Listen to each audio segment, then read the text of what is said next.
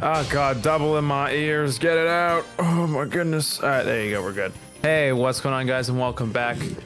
Ignore the Pookie on the other side of the screen right now. They're busy. But hey, what's going on, guys, and welcome back. Today we're back with some more Attorney Dual Destinies. I don't know why I'm holding my hands out like this. I do want to say I'm sorry. This was obviously supposed to be yesterday's yummy food, but it got pushed to today. That's all I'll say. Anywho, it doesn't mean you're not getting Ace Attorney this week. Don't get it twisted. I want to leave you guys hanging high and dry. Last stream we finished up episode 3, set in Themis Legal Academy, the murder of a poor professor. I'm not gonna spoil what happens because you don't necessarily have to know what happens. All you gotta know is that Apollo Justice got a bestie, and I got a strong feeling the bestie's gonna be in this episode. Because we're starting episode 4 today. Yahoo! And right now I'm seeing Fulbright hitting the Fulbright and a spaceman. Do you guys see the spaceman? A little spaceman in there. Oh yeah, I can see Cosmos Space Center. All I can do is speculate what this episode could possibly be about. You know, Pookie's doing something real quick. They'll be back soon. Don't worry. But I hope everyone's having a great Saturday. It's kind of hard for me to remember this is Saturday. I'm so used to the whole Ace Attorney routine that I'm like having to remind myself today is Saturday. It's not Sunday. It's not Friday. It's Saturday. It's very hard to remember. Anyway, I hope everyone had a great Thanksgiving. That was 2 days ago. I remembered. Yesterday was Black Friday. I got some shopping done. It's the holiday season, so you know, the spend money season. No, I'm kidding. It's the buying gifts for people who you care about season, which I do enjoy. Nothing more satisfying than gift giving. If you've never done it, 10 out of 10 would recommend. But that's what I've been preoccupied with. Watch Toon Turf. Curly, I don't know why you always come in with the worst suggestions possible. What the hell is Toon Turf? I'm gonna make the mistake of looking it up.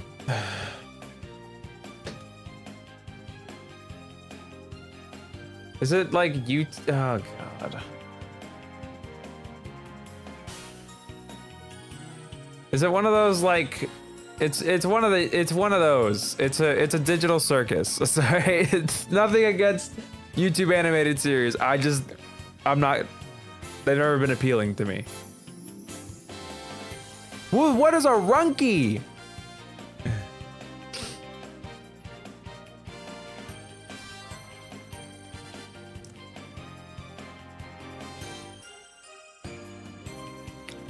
Curly, I'm sorry.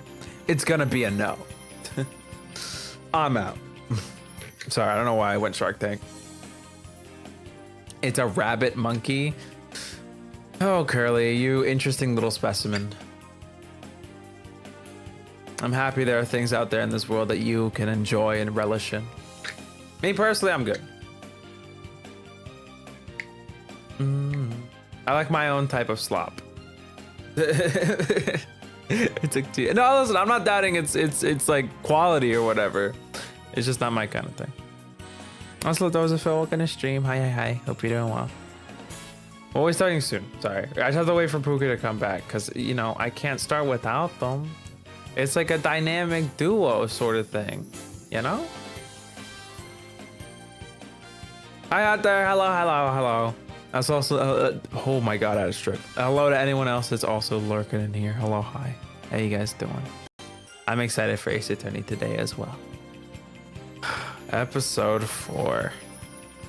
This game has 5 episodes. My goodness. All right, it has 5 plus like, I gotta pick up the other Joy-Con. I'm begging, Capcom, please. Whenever you guys release another Ace Attorney game on Switch, please add mouse mode or one Joy-Con mode. I would love to play this game with one Joy-Con. And we got like 2, we got episode 4, the 5th, the final episode, and then the special episode, which is just, you know, it's here. That's hello, Scally, welcome to stream. Hello, hi. The cleanest YouTube ad I've ever seen. I'm here while I wait for the Fortnite live event. I've heard so much about the new Fortnite Simpsons thing. And I'm almost tempted, and I'm like, nah, I'm good. I don't think I can bring myself to play Fortnite unless I have someone like convince me to play it. That's a little game spot. We're gonna stream. Hello.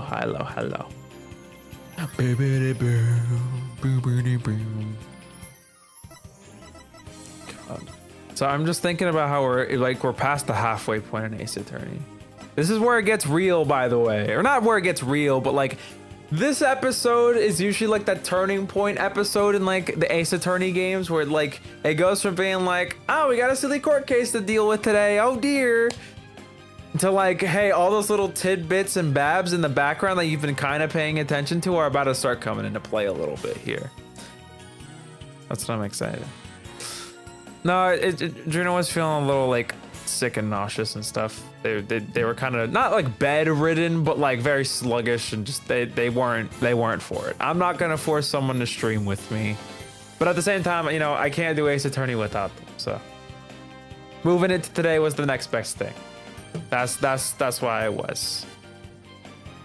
This season was nice. I think it's ending out. No, not The Simpsons, the thing I've never watched or cared about. Ah!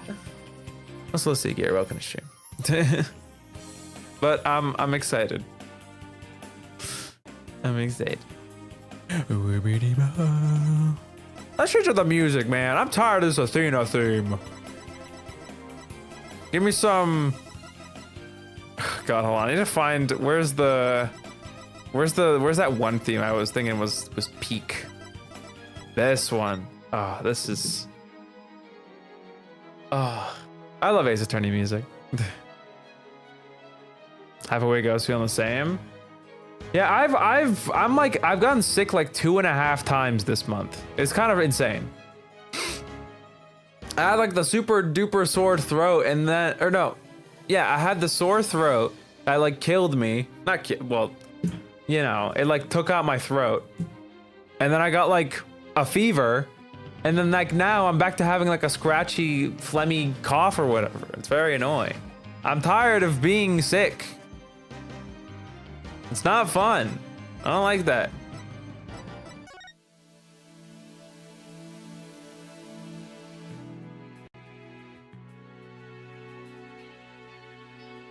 Sorry. I'm a sucker for Ace Attorney music. It's so... Chef Keys.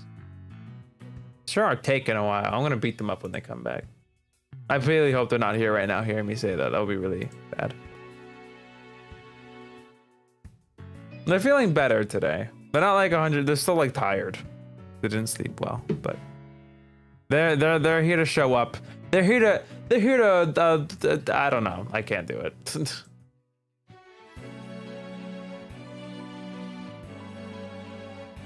Sorry. I love the music. Oh, and my glasses are all dirty.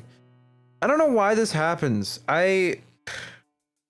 I feel like I don't ever touch my glasses, but like after like 10 minutes, they have like a smudge on them from like, I don't know. Maybe a ghost touched my glasses while I wasn't looking. I want to be able to see.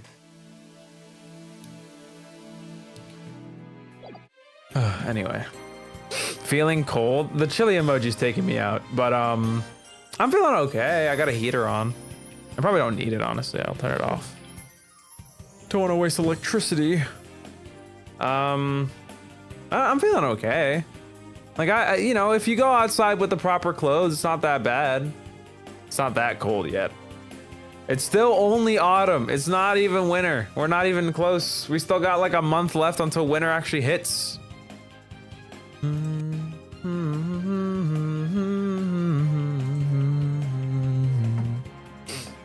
I do gotta wonder what's taking them so long. Hey, hurry up over there! It's so mean. I gotta stop. What if I just close Ace Attorney and we play I guess could I? No. A bit of a whole different game.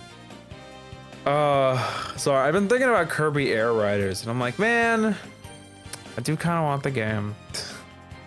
It's one of those it's a Christmas listable game for me where it's like I'm throwing it on there because if I get it, I'll be happy.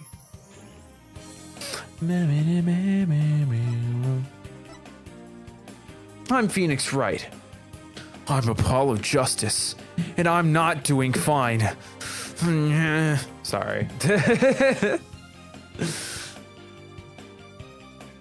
I'm resistant cold. Not well, you're obviously not immune to cold. You're not superhuman. But no. I understand you being a winter fan. I'm a big I like being warm when it's cold fan. Like if I can if it's cold and I gotta throw on a nice fluffy blanket.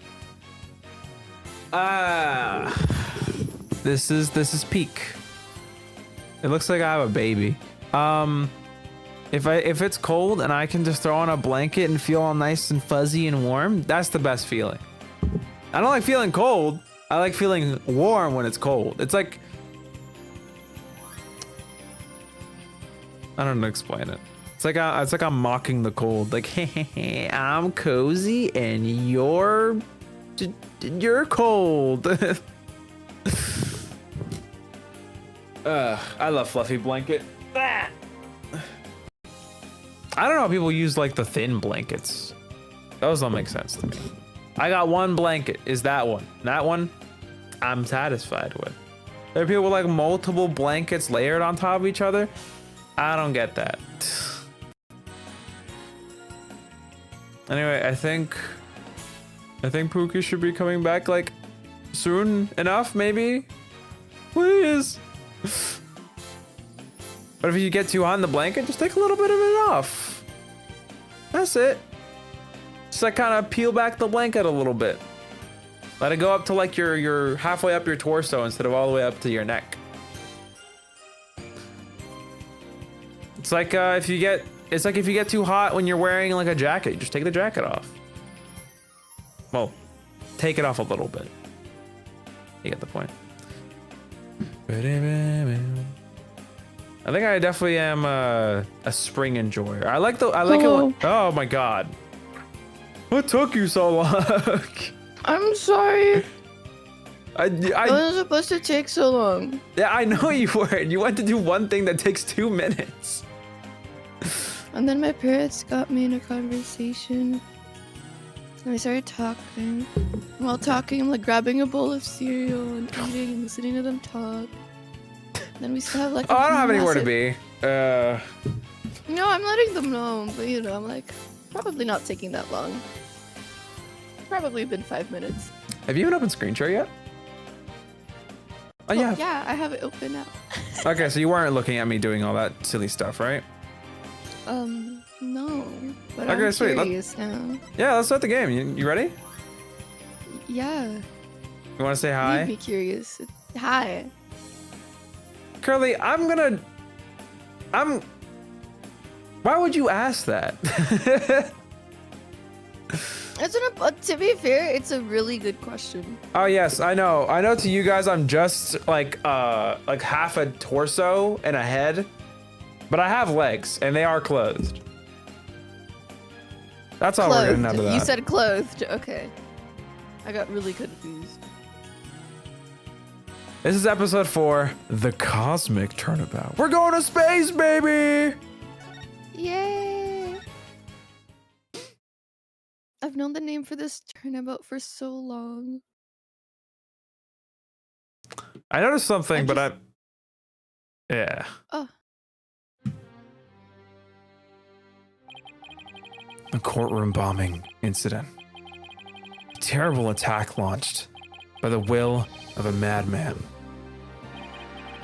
That incident perfectly symbolized the state, the legal world, in this dark age of the law. Mr. Wright brought it to a resolution of sorts.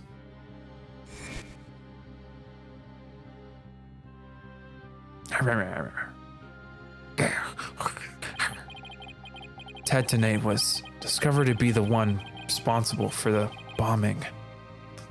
Why do you talk so slow, Apollo? He didn't like Only that. it were that simple. Somehow, I can't help but think.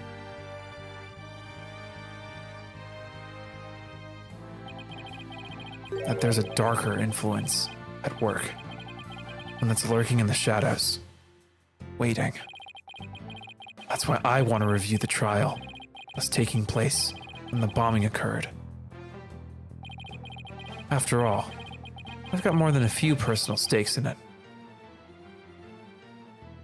I mean, yeah, okay. Here's my theory. Is that for Here's my two Cosmic like Turnabout? Go ahead. I have already a ton of things pinned on my corkboard now. Oh, here we go. That's Okay, not toxic. whatever. I'm not even gonna say anything.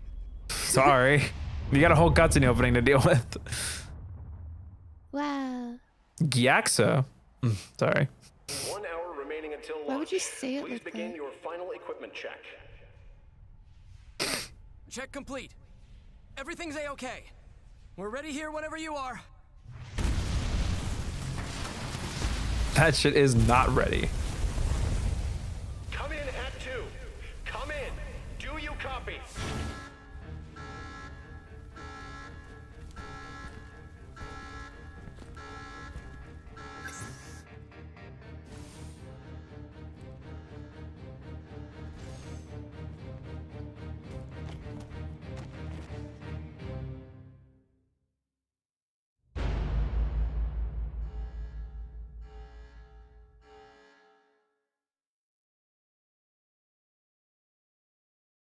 That is so creepy. Oh my god. Sorry, I have like there's no case that has like genuinely freaked me out for an introduction than that. Nah, that was good. That was good stuff. I like that. That was so creepy. Sorry. Yeah, now I gotta speak my thoughts on it. Are you gonna get the bird on your head? What about the bird? Are you just gonna keep it there? Yeah. Okay. I need to say a few things in my mind right now. Yeah, go ahead. There's nothing creepier than like an operation of sorts going wrong and then hearing sirens. Like because it's like the worst case scenario, right? Mm-hmm. And the figures being masked and everything. Oh, that's so freaky. I don't know. There's something so eerie and like genuinely so scary about that. Mm-hmm. And to think of it like these people were ready. They trained their whole lives for this, and one of them ends up dying after like studying to become like an astronaut, it seems. Like, that's so sad and like so frustrating.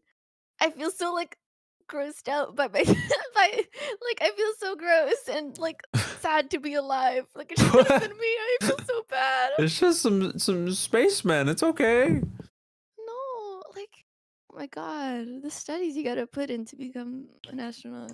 That's so I feel so much so like hurt and angsty. Um oh yeah, but my cork board and everything, it's all coming together. Oh dear. December 16th, I'm gonna 9 start writing. 9:12 a.m. District Court, Defendant Lobby, number 5. Time for another trial to begin. This one is different.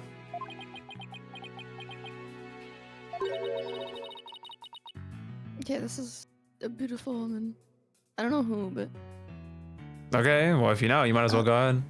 it's I don't know. It's not that I know. It's just because the like the text pitch is higher. So All right, do you want to do it or not? sorry to bother you, but Oh my god, It's it's Junie. are you alright, Apollo? Was I making a scary face just now? Oh, hi Juniper. Yeah, I'm fine. I was just doing my Cords of Steel exercises. Now I'm all ready to go. Just knowing you, I'm sure you will be just fine. Oh, I brought you a present from my garden. Sorry, I don't know. I thought the music was like really loud. It kinda is. On my Is end, it? anyways. I'm turning it down. I'm gonna turn it down on OBS. Hold on. Do like a decibel. That should do. Anyway, It's a lotus. is this a lotus root? That's right. My grandma says lettuce root is good for your eyes. She even says that if you look through the holes, it can help you see into the future. It's kind of ironic again because isn't he not like missing? Is he Not right like, now, I don't think. bandaged? No, but he will be. Yeah. Juniper, look at what you did. It's for good luck, and maybe you can cook it and... Thanks for this. I'm gonna have some right now. oh my! Mmm. Kind of tough though. You can't eat it raw, but thank you for the enthusiastic try. Oops. She didn't think me weird before. She will now. I've got to calm down. Apollo! I'm sorry I'm late. Hi, Athena. Jenny, I didn't know you were coming today. Did you come to cheer Apollo on? Oh, I get it. You sly little thing, you. Athena, stop! Quit kidding around, Athena. The trial's about to start any second. Is everything all set? Oh, Apollo. When will you ever figure it out? Figure out what?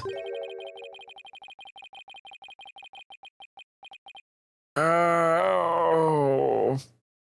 That's my interpretation. Yeah, that's pretty good.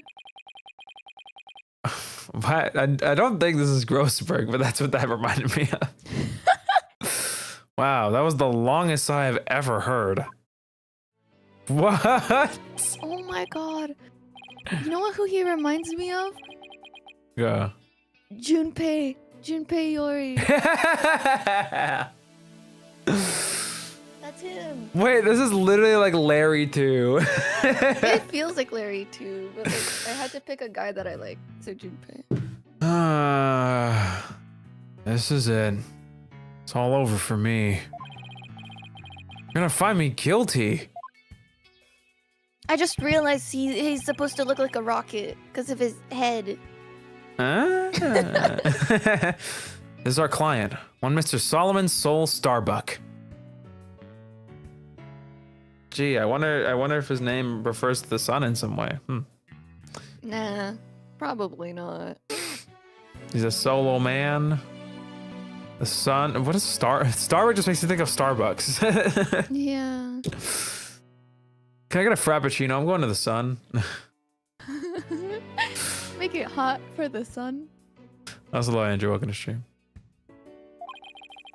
He's a very famous astronaut. Who happens to be an acquaintance of mine. So it's just Larry too.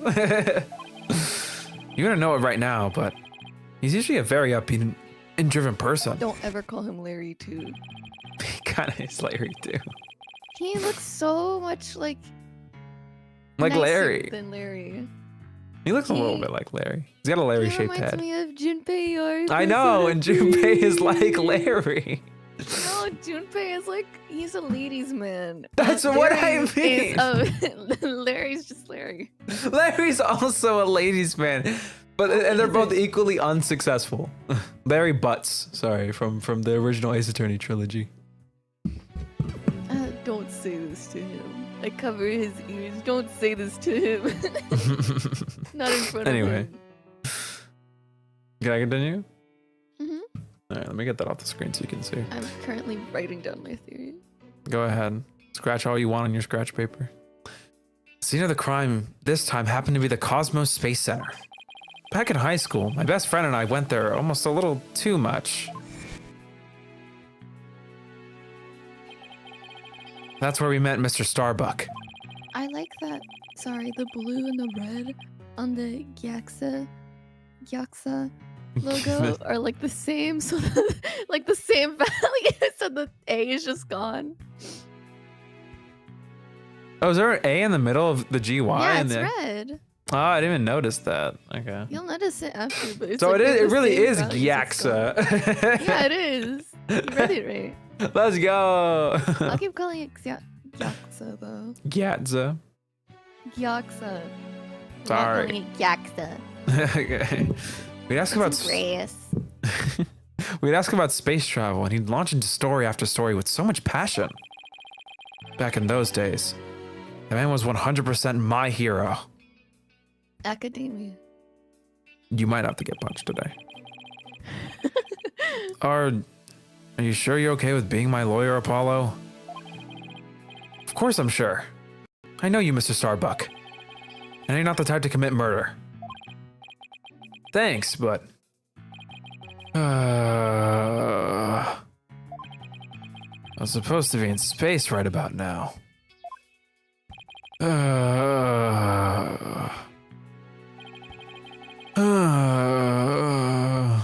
Yeah, we get it, bro. You want to be in space. He's so depressed. It almost seems like an act. This is depression, really? This reminds me of like, you know, in spacesuits when they take deep breaths from their air tanks. What? Air tanks. Well, In no, their no. spacesuits. When What they're do you like mean on the moon. What do you mean they take Like a- deep breaths? Like the deep inhale. Like you can hear them breathing really loudly. No, like with through their mouths. This feels like the opposite of that. Where he's exhaling. He's I don't think depressed. I don't know how to explain. Okay. Let's continue. We're gonna be here all day. Launch getting called off must have been a huge shock. I'll probably never get the chance to go into space again. Don't say that. Don't stop believing. Besides, you just have to go into space again. Yeah. I don't think I could face Clay in the afterlife if I just rotted away in a cell. Clay Terran. I can't believe he was murdered. I mean, he was such a promising astronaut under your command. And boy, And boy? He looks so anime protag. He kinda does, yeah. Yeah. He was a good guy. Always there to pick me up when I was down. No one loved life as much as him. That's for sure. What a way to write. He was always so full of energy, telling me, "You're fine, Mr. Starbuck."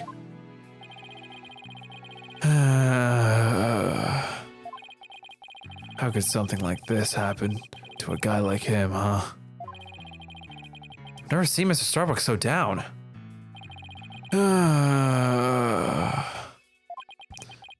Clay's gone. I'm going to prison. I wish I could burn up like a shooting star right about now. Mr. Starbuck, you'll be fine. What is it? What's with all the yelling? Sorry, I'll- his expression. I freaking forget the A button. I'll get to the bottom of this today. You'll see. And in exchange, I want you to go back in space for you and Clay. Promise? Does that mean you have lots of evidence to prove my innocence? Oh, well, about that. We didn't get to investigate the area as much as I'd liked, thanks to the police. I'm done for. I'm a goner. I love it when they just switch to the sprite without the in-between animation sometimes. It's so comedic. I do like how they mix it. I mix both in. Everybody thinks I did it. Thought I was gonna soar like a comet, but I'm just gonna crash like a meteorite. No, don't say that, Mr. Starbuck. don't count yourself out yet. I know it's hard to lose a teammate, but you've got to keep going. And what about you, Apollo? What about me? I was just thinking, wasn't Clay your best friend? That was oomph. We need to focus on the trial right now. Are you all ready to go? Apollo. The trial is about to begin. If the defense would please proceed into the courtroom. Okay, here we go. This is it. This is one trial I can't afford to lose. I wonder why. For Clay's sake and our clients, I will find Clay's killer. Ba-da-da-da. December 16th, 9:55 a.m. District Court, courtroom, number 4. Day 1. Court is now in session. All rise. Court is now in session for the trial of Solomon Starbuck. Hello? Oh, hi, Apollo. What's with the eye patch? Well, you just feel that like means he got hurt prior. I guess, okay. That's What interesting. day are we today? December 16th? Oh. Then it was the 15th. I don't know. What do you mean? What was the 15th? No, like he got hurt the 15th then. It doesn't say. I'm just like bullshit. I'm just bullshit. The defense is ready, Your Honor. Excuse me, Mr. Justice. Yes, Your Honor? What happened to your eye? I'm fine. The defense is ready, Your Honor. Are you sure? I don't... I'm fine, Your Honor. The defense is ready. I'm sorry, Your Honor. He's been like this since yesterday. He keeps insisting it's just a sty. He's got like a crazy eye infection. No, he has like something in his eye. It's like lodged in there. No one can see.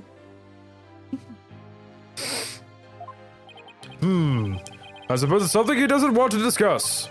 Maybe he's entering a touchy age. Shut up. Very well. And the prosecution?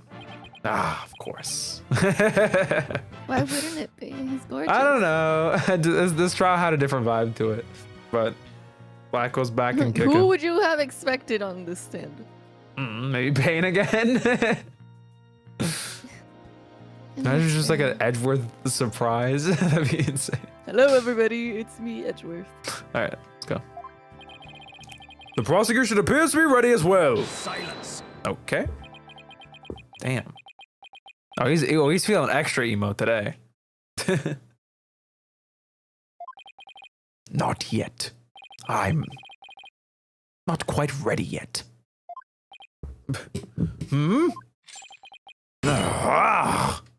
Bro, frame It's one. early on already. Okay. Now, this shit is just for decoration, I guess. Oh, the stupid box is here. That's right. The prosecution is now ready. I just had to break my shackles first. Sorry. God damn it, man. Well, it didn't take him long this time. I feel like they made him That's what I weaker. said. What's up with Blackquill? Now then, I shall give the opening statement. Silence. Okay. Oh, he's like moody today. I'll do it. You will? What an unexpected surprise! This time, I can't leave it to anyone else. I see. Something is off with the two of you today. You both seem different somehow. Gee, I wonder what the difference is with Apollo. Very well, Prosecutor Blackquill. Your opening statement, if you would. It was just yesterday. The crimes in question occurred at the Cosmos Space Center. Ah, that famous federal research facility of all things related to astrology, right? No, really? The one that looks like a satellite? No, that's not. He said the wrong one. That's astrology, not astronomy.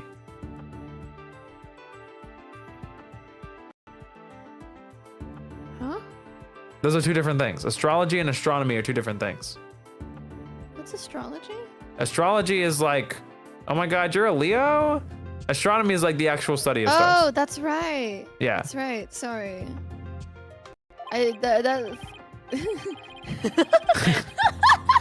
Sorry. Thank you, Blackwell. My God. Astronomy. It's astronomy. Anyway, a rocket was set to launch from there. But at 9:28 a.m., before they could even move the rocket to the launch site, That's horrifying. Again, that's so scary. It was two. Two explosive devices were detonated, and the launch was cancelled. My word! 2 bombs! How dreadful! Two more bombs, 2 more bombs. Oh my god. Bombs. Yeah, 3 bombs in like a week? That's crazy, man. The defendant in today's trial is charged with both the bombing and with the murder. One Mr. Solomon Starbuck, for whatever inane reason, detonated a bomb on the rocket he himself would be in. Solomon Starbuck! I recognize that name. Isn't he that famous astronaut? Correct your baldness. Mr. Starbuck was the pilot of the Hat, one rocket 7 years ago. As you may recall, despite some interstellar trouble, his mission was a success. Some say it was a miracle he returned alive. I suppose you could say he's a living legend. Okay, Blackwell, let's see what you did there. He thinks he's so funny. Oh, I remember now. He's becoming something of an international celebrity, right? They even turned that incident into a movie and everything. He looks like is it Kingdom Hearts or is it Fire Emblem? Fire Emblem character. He looks like a Fire Emblem character here. Really? I don't know. He does. I don't know, Fire Emblem characters don't usually have this kind of wild hairstyle. Then I'm thinking of a different game of that genre. Xenoblade? Question mark. Not that close in genre, but okay. No, but like like when you think of Xenoblade, you think of Kingdom Hearts, and you think of Fire Emblem. Like they're all like in my head, they all fall under the same category of games that I. Considering you know wouldn't not play. much about any of them, I guess I understand where you're coming from. Yeah, they fall under that category of just things I wouldn't touch with a 10-foot pole. Because Wow. Okay. No, I get it. No, I would probably try it. I don't know. You got a real space pioneer in court today. But even if heroes tumble from their lofty heights, returning to the subject at hand. Ah, yes. The victim was one Mr. Clay Terran, a subordinate of the defendant. Indeed. A loyal disciple brutally stabbed to death by his mentor. Stabbed to death, you say? You mean his death wasn't a result of the bombing? Correct. Despite his lofty dreams, the victim was seen as an interloper by the defendant. And so, he was sent not into space, but to the universe from which we mortals cannot see. What the heck? Why did I do that? Clay. I think I've heard enough. The case seems pretty clear-cut at this point. However, there's one thing I'm curious about. That metal box next to the witness stand. What purpose does it serve exactly?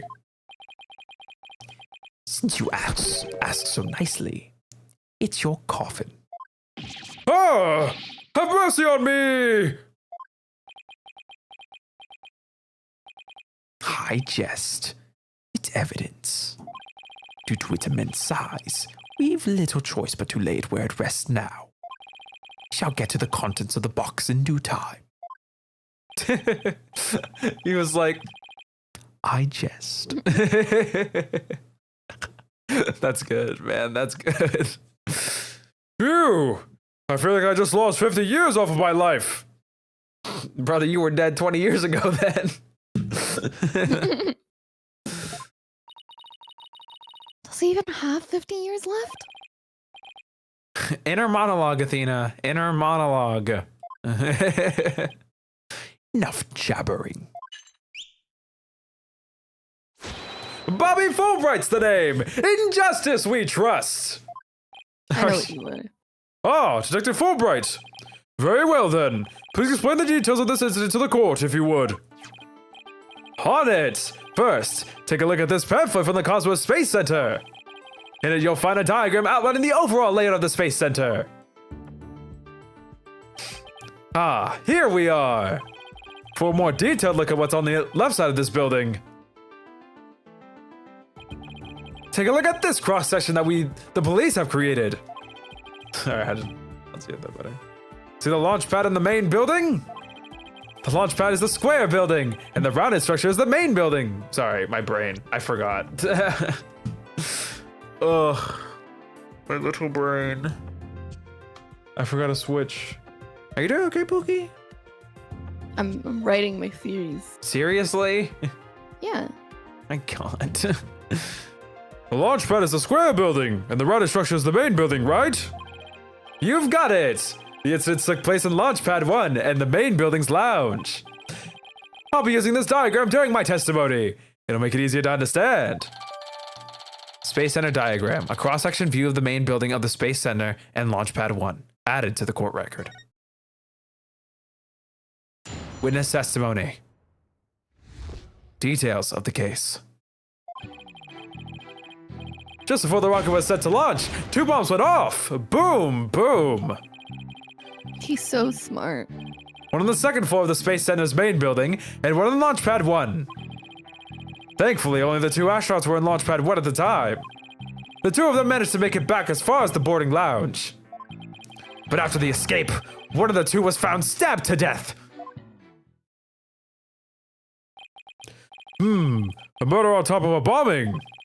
Detective, the victim was already dead by the time you arrived at the lounge, correct? Yep. He sabotaged the bombing. The defendant killed him right there in the rocket. Just look at this tragic photo. Sorry, it just hit me. It makes sense why Juniper's here, considering, like, wasn't it the 17th that the courtroom blows up? This is the court case in which this courtroom blows up. Yeah, I know, with, like, Candace Arm and Yeah. bringing in the bombs and stuff. Sorry. That's why I said that it makes sense why Juniper's here. Yeah, because with us. that's she's. Sorry. I was no, like no. wondering, like, why is she here? Oh, I thought you Who got brought that. her? Yeah, no, she's here. Just explain to everyone else. Juniper's here because if you were here for the very first stream where we played through episode 1, our girly Juniper was accused of blowing up the courtroom and by extension killing someone. So she's here today because today is the day the courtroom blows up. And, she has to be here in order for her to be accused. Anyway.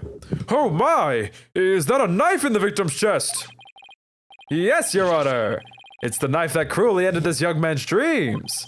I couldn't get any print off it, though, because the defendant was in his spacesuit.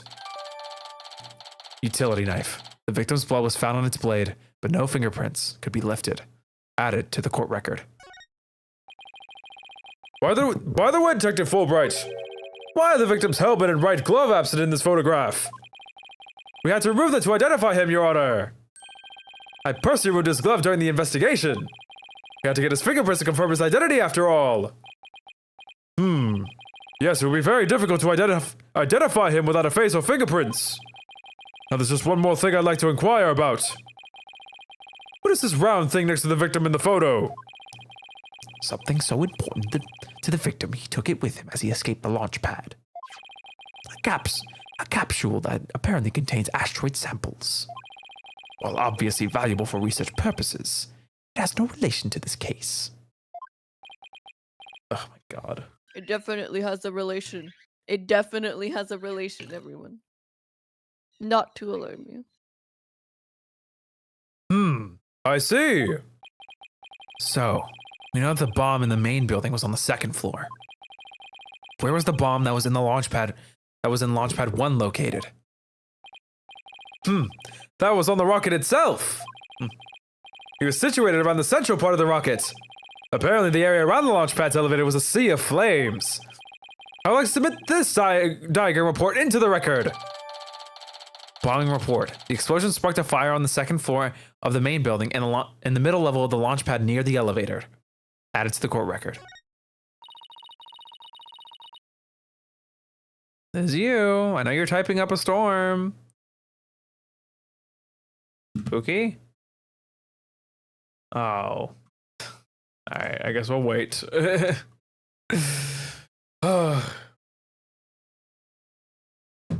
I gotta wonder what the heck. God, we have so much evidence. Well, not that we have so much evidence. We have not very much evidence. Trying to give an inspection here. Trying to see if I can pick out any details. The white structure is the elevator.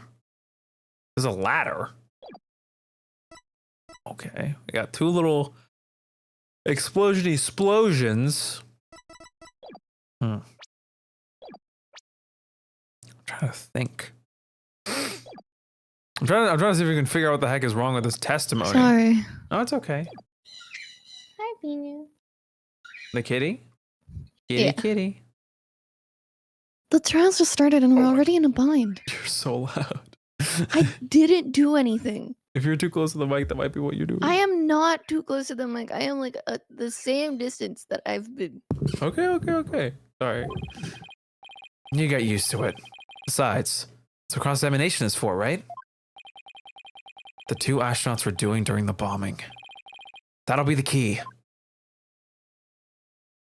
Cross-examination. Details of the case. Thank God a thing doesn't speak that much. Because I need time to write. Me and Athena are like sitting here like, girl, I know what's happening. Come here, let me tell you. Alright. Just before the rocket system launched, two bombs went off. Boom, boom. Hold it! How powerful were the explosions? Well, the one in the main building wasn't strong enough to bring the place down. But the room it went off was burned in black. Often was burned black. That's what I meant to say. Thankfully, no one was hurt. Due in large part, of course, to be stepping up to lead the evacuation. Wait, what were you doing there in the first place, Detective Fulbright? Ha ha ha ha! I'm Bobby Fulbright, hero of justice. I'll be there whenever and wherever people need my help. I'd go to the other side of the world, or even the edge of the universe. I'm not sure he knows how far that actually is. I guess I'll leave that one alone. Admirable decision, Justice Tono. What did you decide? Anyway, could you describe what it was like at the Space Center at that time? The bomb cut the power to the central bank of elevators in the third floor lounge. It was pitch black in there, I tell you. However, the security cameras and whatnot were running on emergency backup. And how did the evacuation go? I immediately and heroically whisked people down to the Space Center's basement shelter. The basement shelter? Yes, there's an emergency shelter beneath the Space Center. An emergency shelter, huh? Oh, here it is. It's at the bottom of the diagram. The Space Center's pretty impressive to have its own shelter. Evacuation report. The bombs went off despite tight security. Police officers and riot police who had been standing by gave the evacuation instructions. Added to the war record. Power outage and evacuation seem unrelated to the murder at this point. Guess I'll leave that aside for now. So there were 2 explosions in total, correct? Yep, that's right. Thanks, Bobby Fulbright. I wish I could get that kind of encouragement whenever I got something right. One on the second floor of the Space Center's main building and one in the launch pad 1. Hold it! Is it just me or is there like an explosion sound effect now over the hold it and all that stuff? No, it's always been there. I don't hear anything different. Let me get this straight. Mr. Starbuck rigged a rocket he was going to board with explosives? Huh? What are you talking about? If the defendant really did plant the bomb on his own rocket, he'd get caught in the explosion as well. Oh, I hadn't thought of that. Fine. A simpleton for a simpleton. Fulbright, the motive. Understood. The defendant actually had astrophobia. Are you freaking crazy? The astronaut had astrophobia. What the what kind of ass just quit your damn job, bro. You could probably work at the front desk. I don't know, man. The defendant actually had astrophobia. They were so astrophobic they had to train to be an astronaut. They blew up the spaceship. Obviously. That is the logical I conclusion. hate space. I gotta be an astronaut. I hate space. I'm an astronaut. So the only conclusion is that I'm gonna blow up this bitch. Like, whatever. Astrophobia? What's that? A fear of space, naturally. Just the thought of space can cause the afflicted to freeze up. And so, in his terror, the defendant found a way to stop the launch at the last minute. That's absurd. Unfortunately for you, we have evidence. Take a look at these. They don't make pills for astrophobia. Is this painkiller X? What are they? These anti-anxiety tablets are found among the defendant's possessions. Apparently he was taking them in secret to quell his fears. Okay. Fellas. I think that's different. Going to space will definitely give you anxiety. I don't know. Let's ignore the fact that you can have anxiety for like an endless list of reasons, and you guys were like, he was obviously afraid of space. The thing he's worked on. And even if he is afraid of space. Okay, pause. There are so many contradictions in this statement. If he's taking medication so he doesn't get anxiety to go to space, that means that he still wants to go to space. Yeah. Anyways. He wouldn't become an astronaut. Like here, I'll even say it. I'm probably astrophobic. The idea of going to space is utterly terrifying to me. I like space, but I wouldn't be there. Space Just the same with that, I love water, but I wouldn't be like a scuba diver or whatever. Yeah, like I don't doubt it's a real thing. I just don't think you can accuse an astronaut of being scared of space. Like, he can be scared of space, but if he's taking the medication, it shows that he wants to go. So there's no point in exploding the stupid fucking rocket.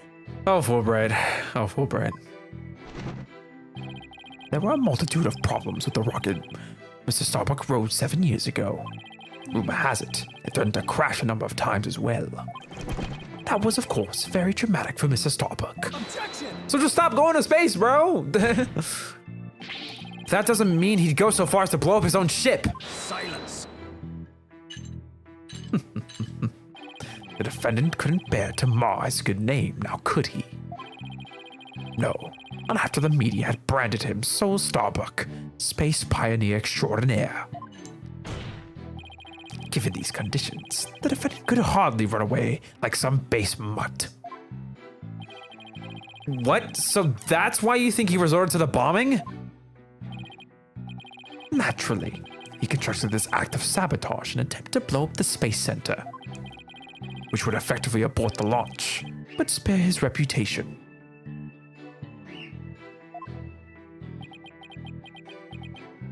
I'm sure you understand why we have to bring justice down on this atrocious criminal. It's so stupid, but it's just barely good enough. That we can't just outright refute it as being obviously wrong. Thankfully, only the 2 astronauts were in Launchpad 1 at the time. Again, why would he? Whatever. Hold it. Are you sure it was only the 2 of them? It was just before the spaceship was set to launch, so of course it was only those 2. There could have been somebody else inside that rocket. Silence. The notion of a third party in Launchpad 1 is utterly absurd. Just to enter the area from the lounge, one must pass through a door guarded by a fingerprint recognition device. And allow me to state up front that there are precious few with the clearance to do so. A fingerprint recognition device! It sounds as futuristic and complex as a space center! Actually, it's not as amazing as you think, Your Honor. Take a look at this photo!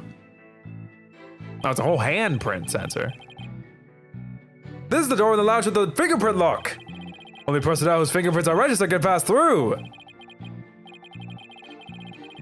I see. That is very different from what I had in mind. And is there a record of the number of people that passed through this door yesterday? Yes, there were only 3. The defendant, the victim, and the director of the Space Center, Yuri Cosmos. Yuri?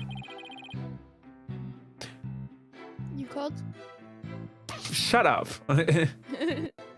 You called.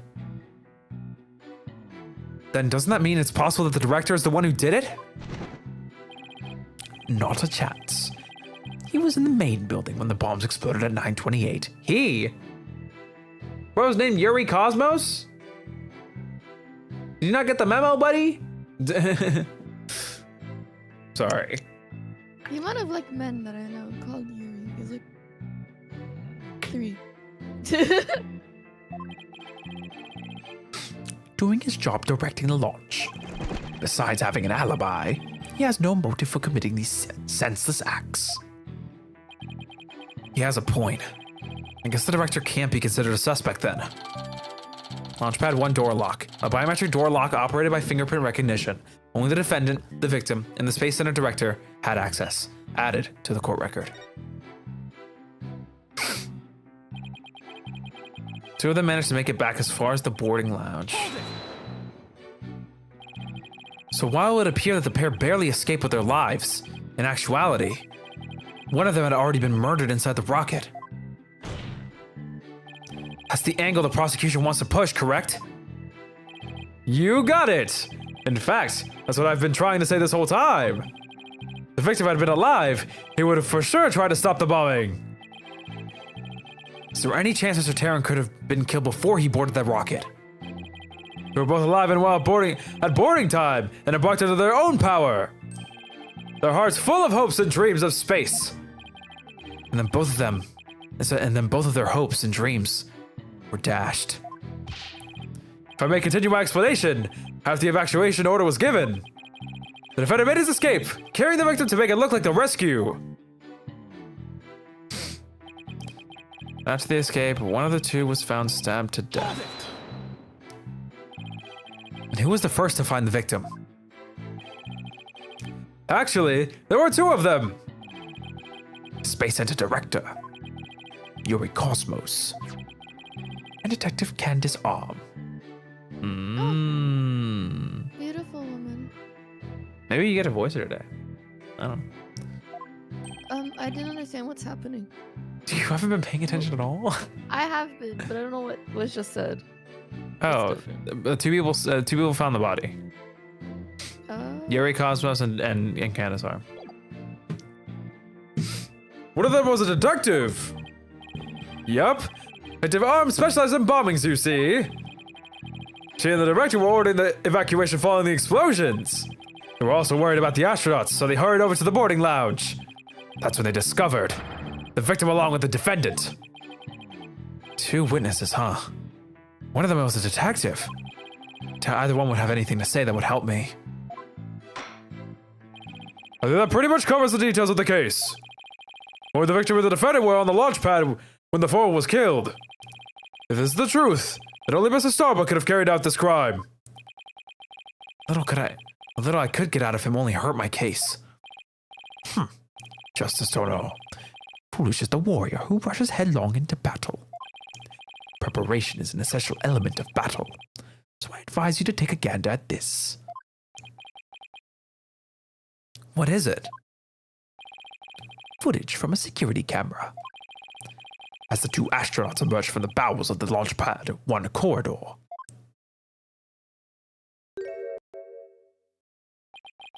The boarding lounge security camera captured their desperate escape. So where's the That knife? 50 is gonna be important. That 50 is gonna be important. Oh, the oxygen tank reading? Mhm. I wonder if that's pressure. I don't know. That's the reason why I said like, oh, the soul guy is breathing heavy. I don't know. I'm trying to think about what is it called? There's no knife in this picture. You see that, right? I don't know. They could be storing the knife somewhere.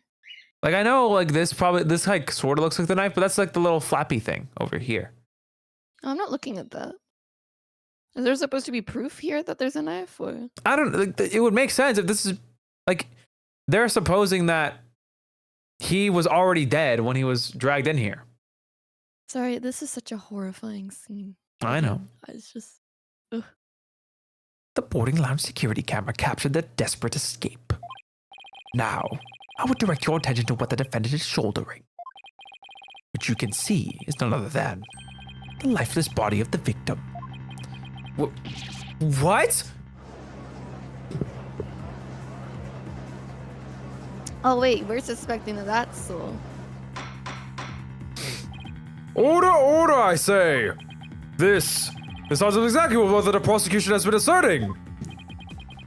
Should have known Blackwell would have something like this ready. Security camera video. Video showing the defendant and victim's escape from the corridor to the boarding lounge. Added to the court record. Apollo? How exactly did you determine that Clay was already gone in that footage? Ah, I see what you mean. Whether Clay was still alive at that point is pretty crucial. Your Honor, please take another look at this footage. Isn't it possible that Mr. Tarrant was still alive here and that Mr. Starbuck was helping him? Why, I believe you're right. One man carrying the other to safety. What a beautiful expression of friendship. Silence. Perhaps that's what it looks like to a one-eyed hothead and a dotard. God, I don't know why I can't go deep today. It's okay. Ugh, I think it's my throat. Feels a little weird. But it only makes sense if it's the victim's dead body. What do you mean? Fulbright? Explain it to Justice Dono. You got it! Ready, kid? If the murder had occurred in the lounge, someone could have spotted it. Anyone could enter the lounge after all. But doing it while they were alone in the spaceship, that's a horse of a different color. Objection! You can't deny that there's a possibility the murder could have happened in the lounge. All that video shows the man helping his fellow astronaut out. Silence. Your assertion is based on emotion. It's based on your belief that Mr. Starbuck would surely help his own disciple. You have no logical explanation as to why the victim could still be alive. Ugh. Unfortunately, Mr. Justice, the prosecution is right. Your argument is lacking in sound logic. It sounded perfectly logical to me. Well, Mr. Justice, if you have no further objections, I believe it's time to bring this cross-examination to a close. Objections? Well,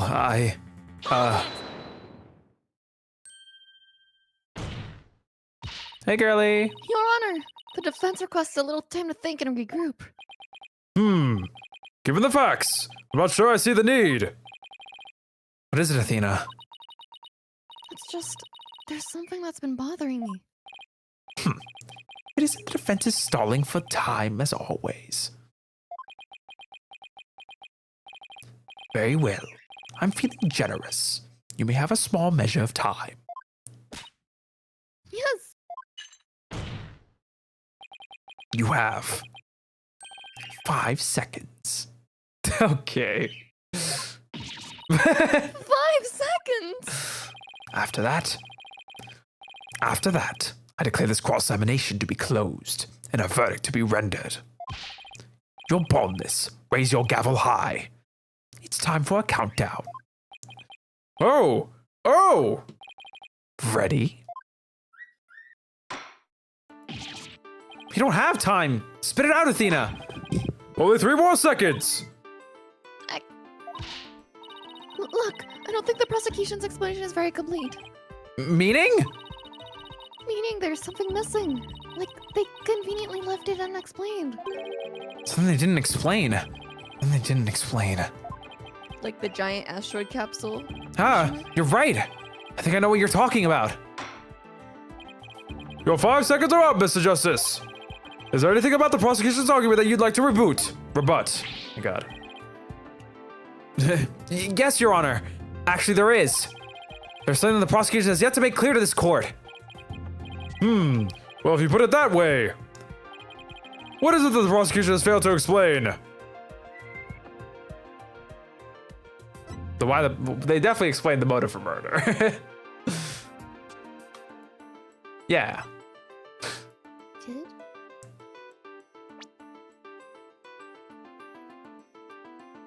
Sorry, I don't know if they did. Did they? What? I think they mentioned like something like he was seen like as an obstacle. They haven't explained why the body was moved. I don't know. Everything feels a little, I can't tell what's happening. I want to go with why the body was moved.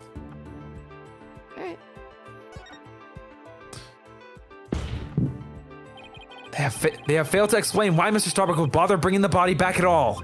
If the defendant wanted to kill the victim, why didn't he just leave his body in the rocket? Why go through the trouble of bringing him all the way back to the boarding lounge? Oh, that's true. I don't think we've heard the prosecution's thoughts on that yet. I can't freaking speak, man. That's because they have none, Your Honor. After all, how does one explain something so illogical? The prosecution is claiming that the defendant moved the victim's dead body. But what if the entire premise of that argument is wrong? And let's hear your theory, Mr. Justice. The defense proposes that the defendant didn't kill the victim. He was helping him. Ah! Fulbright, explain it for our sad friend here before I nod off to his monotone monologue. Inform him exactly why the space boy moved the victim. Huh? You've got to be joking. It's simple. Mr. Starbuck did what he did to direct suspicion away from himself. He wanted to create the impression he heroically risked his life to save his partner. That's why he made sure to make it to the security camera so there'd be a record. At the very least, he appears to have achieved success with you and the old man. Ah. One man carried the other to safety. What a beautiful expression of friendship. The average person wearing a spacesuit weighs easily over 200 pounds. Saving the life of a partner who weighs as much while trying to escape deadly flames. A dramatic sob story fit for the silver screen. Indeed, I was completely taken in by the humanity of the story. You see, yet the true ending is that all traces of his happy act were meant to be blown up. Yes, and now we arrive at the thrilling conclusion. The third explosion. Oh, God. Objection! What are you talking about? There was no third explosion. Ah, wait just 1 moment. Yet. Sorry. Fulbright. He fucking explodes. Indeed, you are correct. But that is thanks to Detective Arm. It was she who identified and secured the bomb. However, it doesn't change the fact that the third bomb was discovered in the lounge. The steel coffin behind the witness stand. That would be a bomb transport case. I like how you can see Fulbright right next to it. Yep. We use that to transfer the deactivated bomb here. It was found in the lounge. A bomb in the form of a most distasteful toy. What? One on the second floor of the main building, on the launch pad, and one in the lounge. The defendant planned to set off 3 firework displays. Fortunately, the third was discovered before it could be detonated had it not. My God, my brain forgot to freaking read correctly. The victim's body and other vital evidence would surely have been immolated. Objection! Yeah. Before you utter a word, know that the evidence supports me. It's like he's reading my mind. As it stands. Oh my God, sorry. As it is. As it is, still undergoing forensic investigation, I do not have the evidence on hand. However, I know that a peculiar item was found in one of Mr. Starbuck's pockets. Specifically, a bomb detonation switch. Ah, I can't talk today. Ugh, Okay. I'm so annoyed.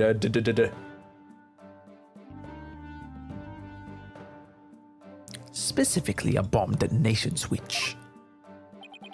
You found what?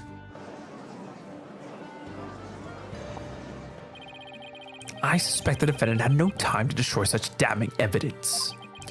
When the Space Center director and Detective Arm stumbled across the murder. So he thought to hide it in his pocket. Feeble brain that he is.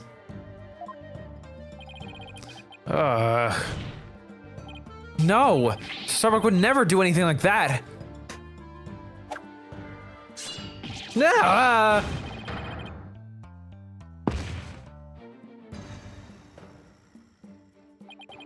justice, Tono. Open your eyes and see the truth. This appears to be irrefutable evidence that the accused set off the explosions. No, there has to be some kind of mistake. This can't be the truth. Still can't accept it. You'll believe in your client, come what may. Then why don't you cross-examine the defendant himself? This has got to be a trap. It's like Blackwell's controlling the entire game. Yeah, it seemed like he was waiting for me to bring up the body moving issue. Why do you say that? Because he had just the right argument when I pointed it out. To really rub it in, he had a decisive piece of evidence up his sleeve, too. He was trying to shake my faith in Mr. Starbuck and break me down. Then making you cross-examine Mr. Starbuck at this point was part of his plan too? Totally underhanded, but I didn't expect anything less from him. Now, let us hear from the arch-villain, the fiendish murderer himself. Famed astronaut Solomon Starbuck.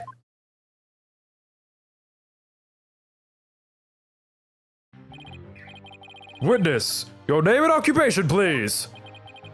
Solomon Starbuck, astronaut. How did this happen? Mr. Starbuck, you aren't looking very well. Will you be able to give testimony?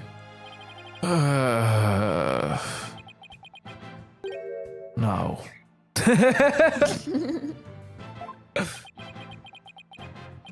Well, unfortunately, no is not an option.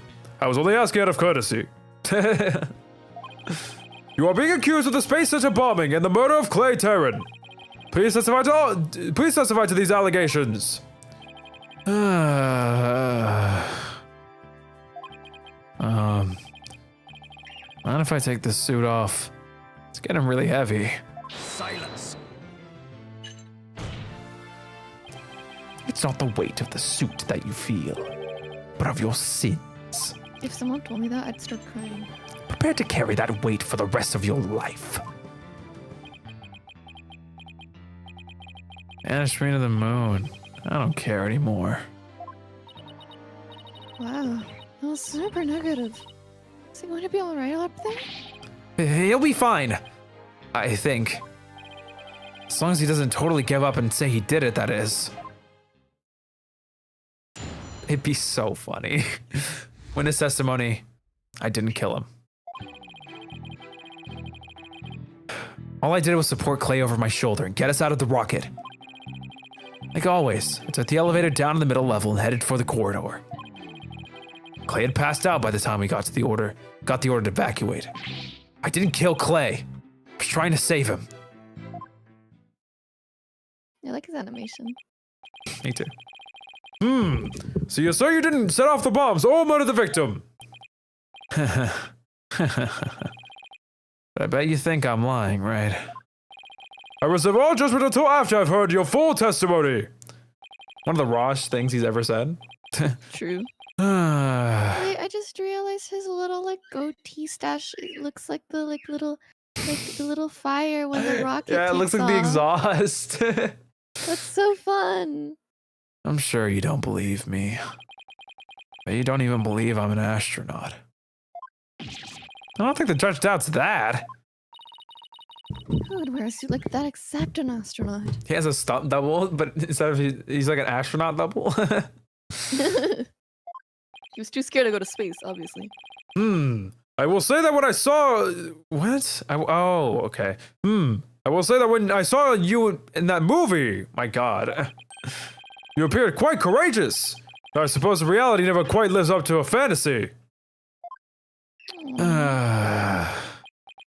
He started his own movie? Guess I'm just a big disappointment. I really don't care what happens anymore. This is like the realest someone's been at when being accused Oh no. and losing someone. He's completely given up.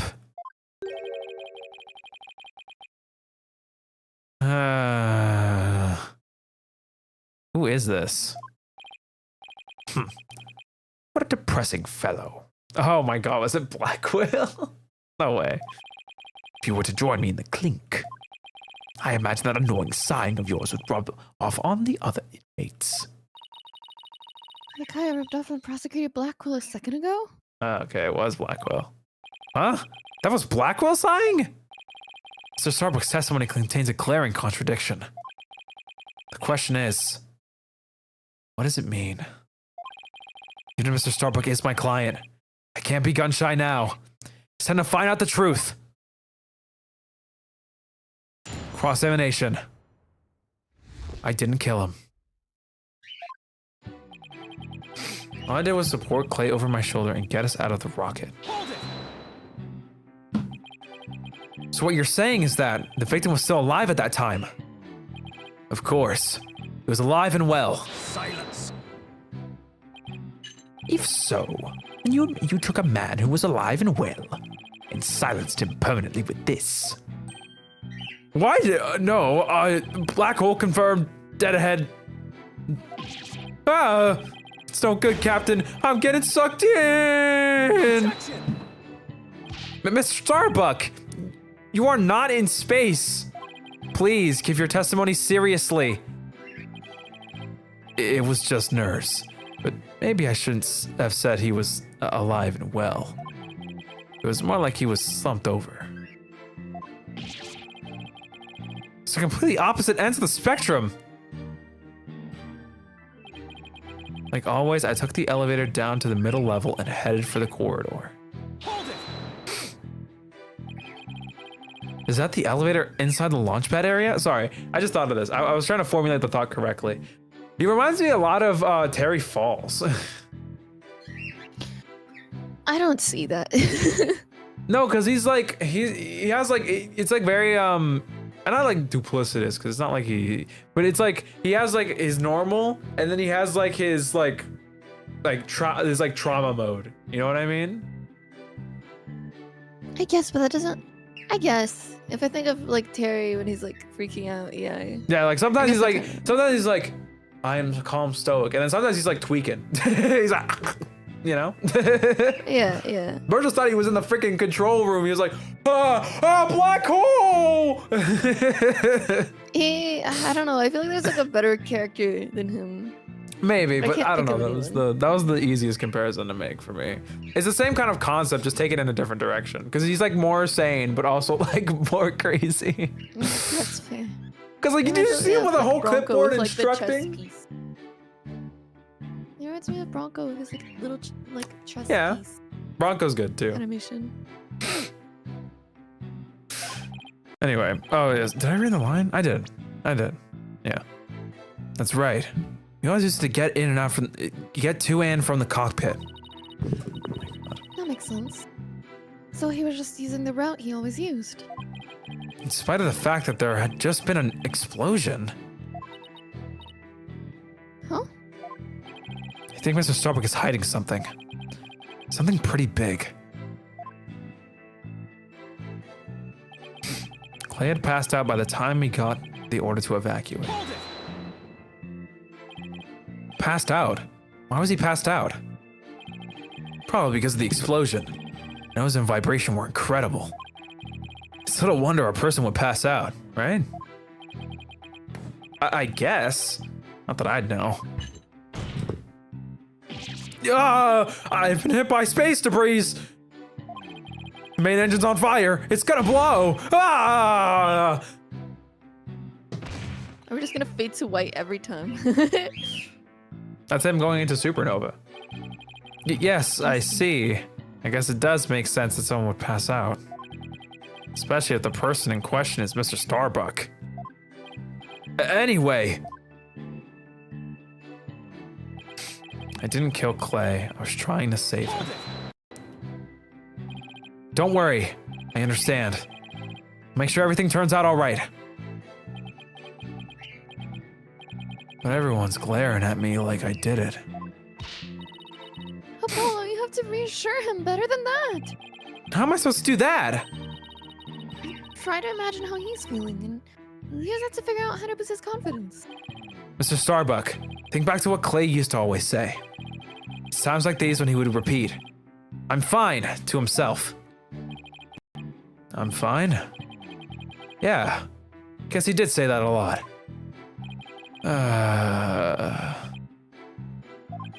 Even if I shouted, they will still be dead.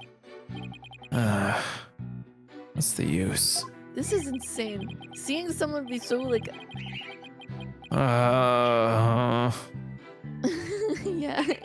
Seeing someone so depressing is so Depressing? so weird.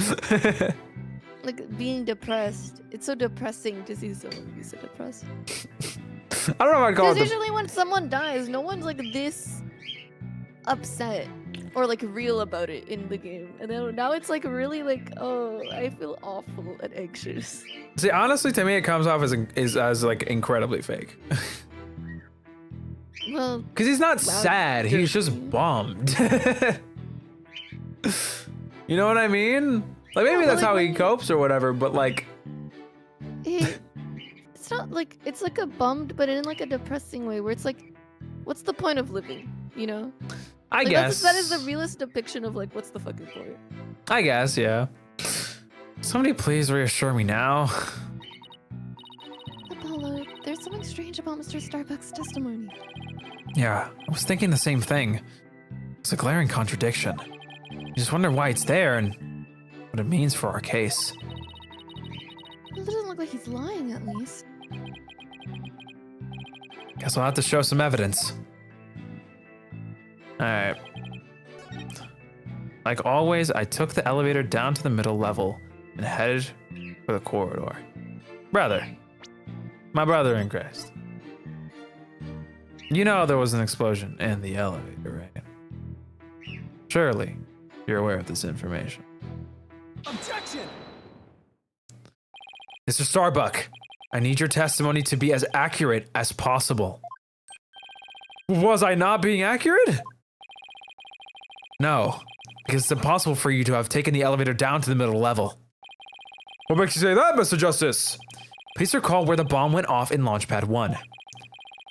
Also recall that after the explosion, the middle level elevator was engulfed in flames.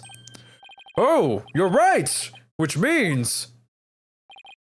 Exactly. A Launchpad's elevator would have been unusable. In other words...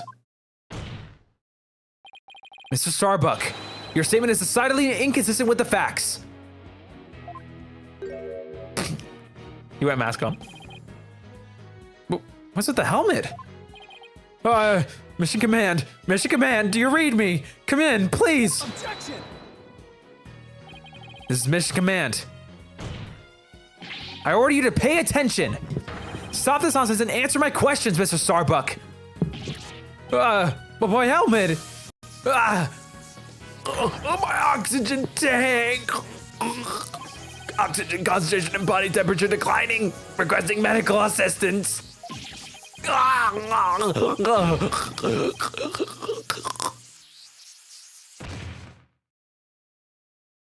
It's pretty fitting, actually. It kind of is like Buzz Lightyear. That's pretty good. Bookie, you doing okay? Mhm. Okay. I should check on you because you're very quiet. Anyway, Mr. Starbuck, we are not in space right now. Please stop pretending you have lost consciousness and stand back up. I apologize, Your Honor. I forgot I was still on Earth. I feel like we just all got a real glimpse of Solomon Starbuck and the astronaut. Yeah, he seemed more like an astronaut now than when he was doing all that sighing. Mr. Starbuck, could you please explain the inconsistency in your statement? My God, brain. About how you used the middle level elevator. I was nervous and I said the wrong thing. I'm sorry. I actually took a different route, I think. Different route. I hope you're able to deliver a straight story this time. I'll get it right this time. Maybe. No, I mean, probably. Probably. It's understandable to be nervous, but let me remind you, accuracy is paramount in court. Witness testimony. My escape route. Let's see, my escape route. What I said before was a mistake. I remember now. I took a different route. Maybe. Probably. With the capsule and clay in my arms, made my way down from the upper level. Brother, how? So you're saying you escaped without using the elevator? That's right. There's a ladder that spans the upper and middle levels. I use that ladder to get to the middle level. Okay, brother. How the hell? Unless that ladder is like on an like, you know how like, you know, like you can put a ladder like completely lateral, like completely like, you know, like this. Mm-hmm. Like you can, there's no way you can walk down a ladder. But if you have it at like an angle, You throw clay all the way down, climbed. Catch yourself. No, my point is that I've done this before. If the ladder is at like a shallow enough incline, you can walk down the ladder. Yeah. But I don't think this ladder is one of those. My belief is currently suspended. Anyway, I use that ladder to get to the middle level. Luckily, the fire hadn't reached the ladder, so we could make our escape that way. And the capsule you mentioned. I suppose you mean the thing next to Mr. Terran here. Is the capsule that important that you'd risk your life to take it with you? It almost goes without saying, but yeah. The capsule contains asteroid samples. Therefore, it's invaluable as research material. With his spacesuit on, they weighed a ton. Securing the capsule was also important. I need you to answer to the best of your ability. Mr. Starbuck, please remember that your verdict is riding on your testimony.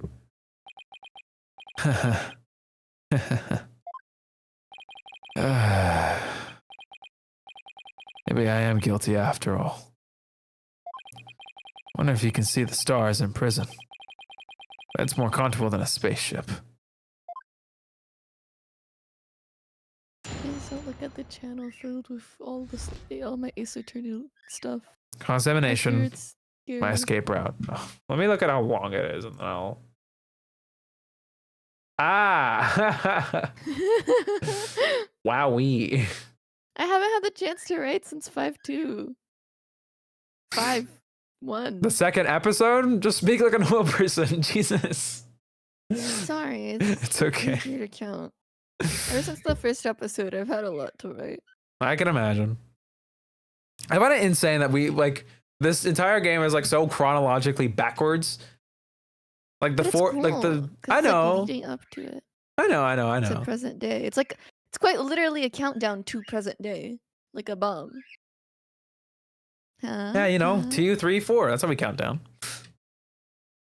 Sure. Actually, kind of do count like that. Anyway, let's continue. Let's see. My escape route. What I said before was a mistake. Yeah, no shit, bozo.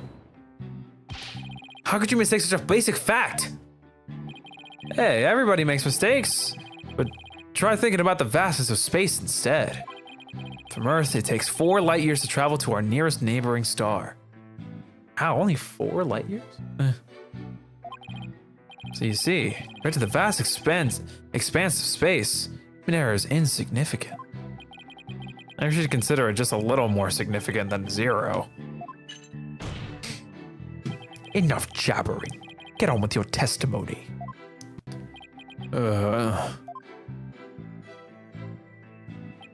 I remember now. It took a different route. Maybe, probably.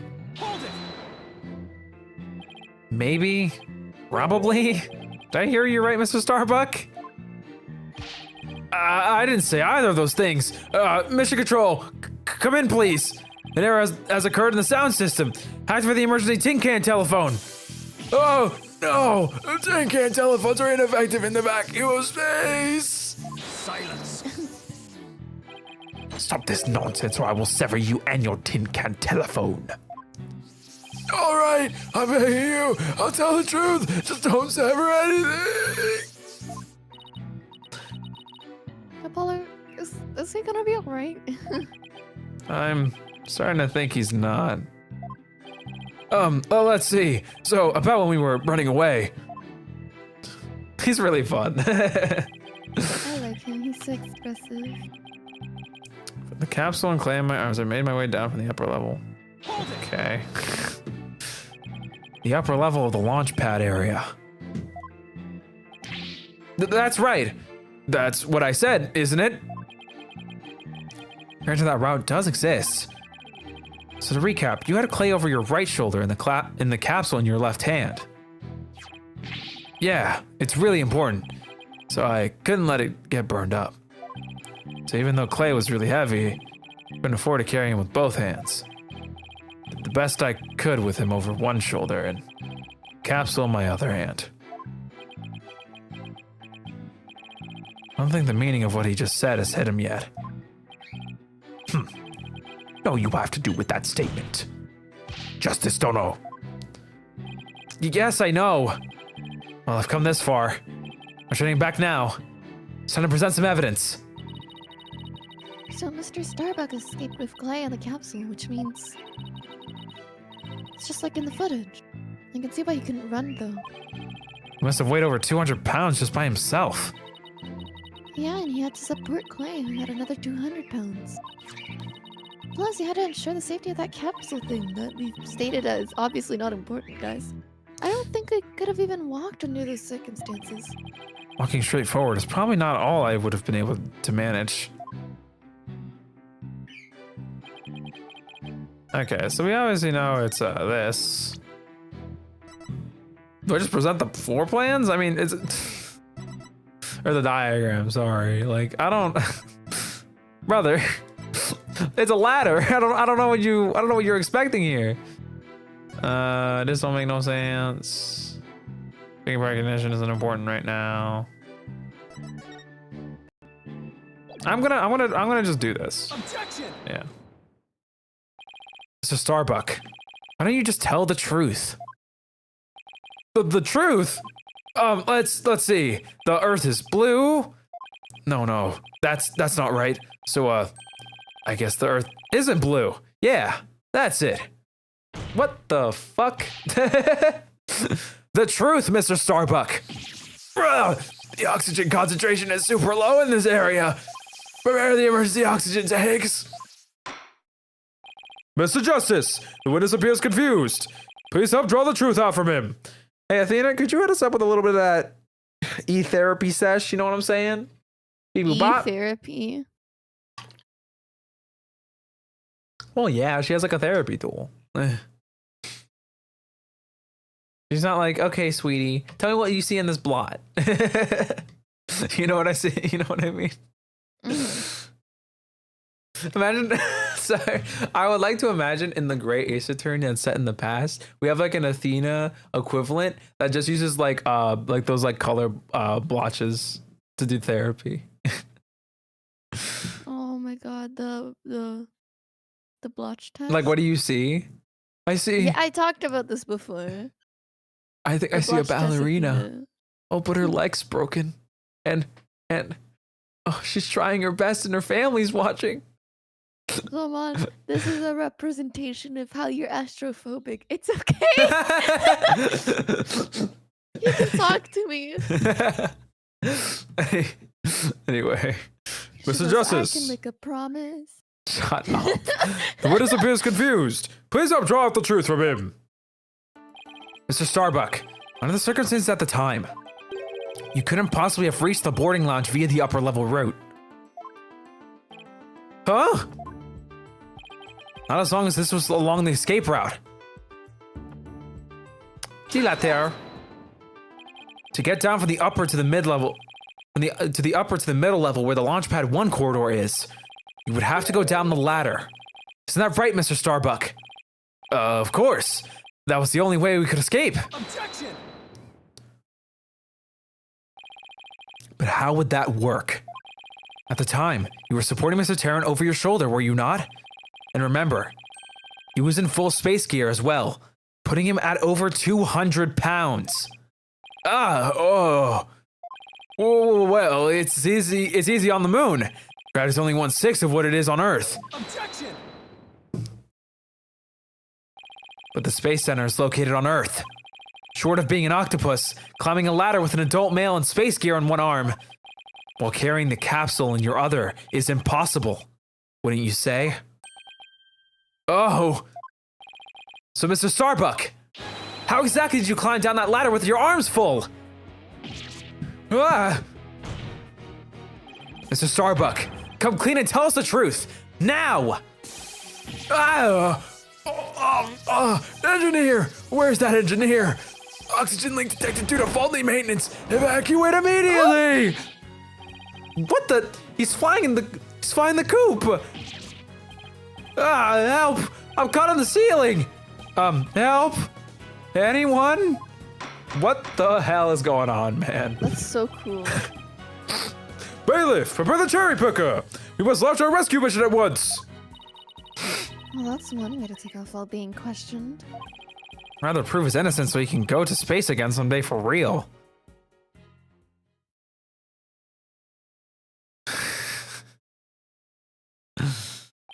Now then, Mr. Starbuck, you think you're gonna keep your own feet planted on the ground? Yes. Apologize for losing control. He really shot up like a rocket. Sorry. His little beard went. Little goatee. Are you ready to tell us the truth? Not that. Anything but that. What is going on? This isn't the Mr. Starbuck I know. Oh no. It appears Spaceboy is prone to deception. Witness. Yikes! Yes? I thought your story odd, but perhaps the inconsistencies can be explained as the result of a medical side effect. Prosecutor Blackwell, please don't talk about that. What are you talking about, Prosecutor Blackwell? Didn't I already state that Spaceboy is, ironically, terrified of going into space? Oh, yeah, That's Flash right. series. That's why he took some precautions just before the launch. For you see, rays of this anti-anxiety drug were found in his system. I think the guy just has general anxiety issues, I'm gonna be honest. Bro's tweaking on the daily. Oh, I sense things are about a nosedive. Oh, hold it! You got it all wrong. I told him during the investigation too. I don't know anything about any drugs. Never took any medication, I swear. It was found in his system, but he doesn't remember taking it. He was drugged. No. How could that be? Somebody must have slipped them to me. But I guess maybe that's why I don't remember. Because of the side effects.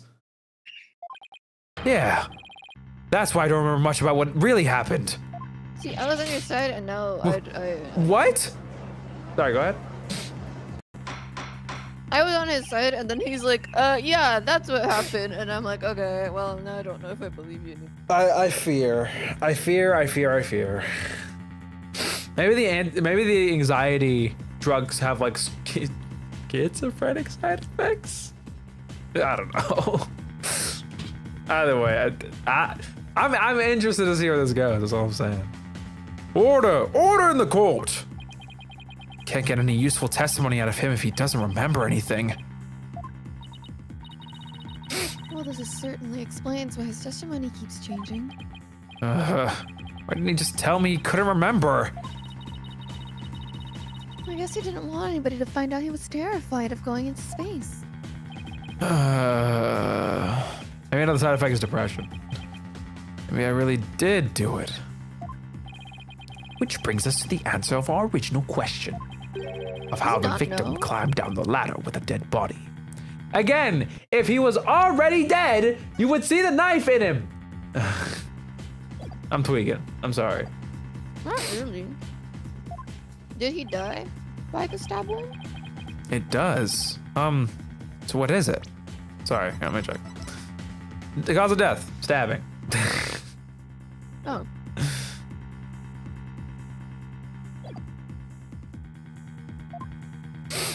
A dead man feels no pain and makes no complaints, Justice Donald. So the body was simply dropped down from the top of the ladder. So, where's the blunt force trauma? I know he has a spacesuit on, but like, that's not a small drop. If it was I don't know, brother. That I don't care. Even if you got a super duper spacesuit on, you're gonna leave a bruise.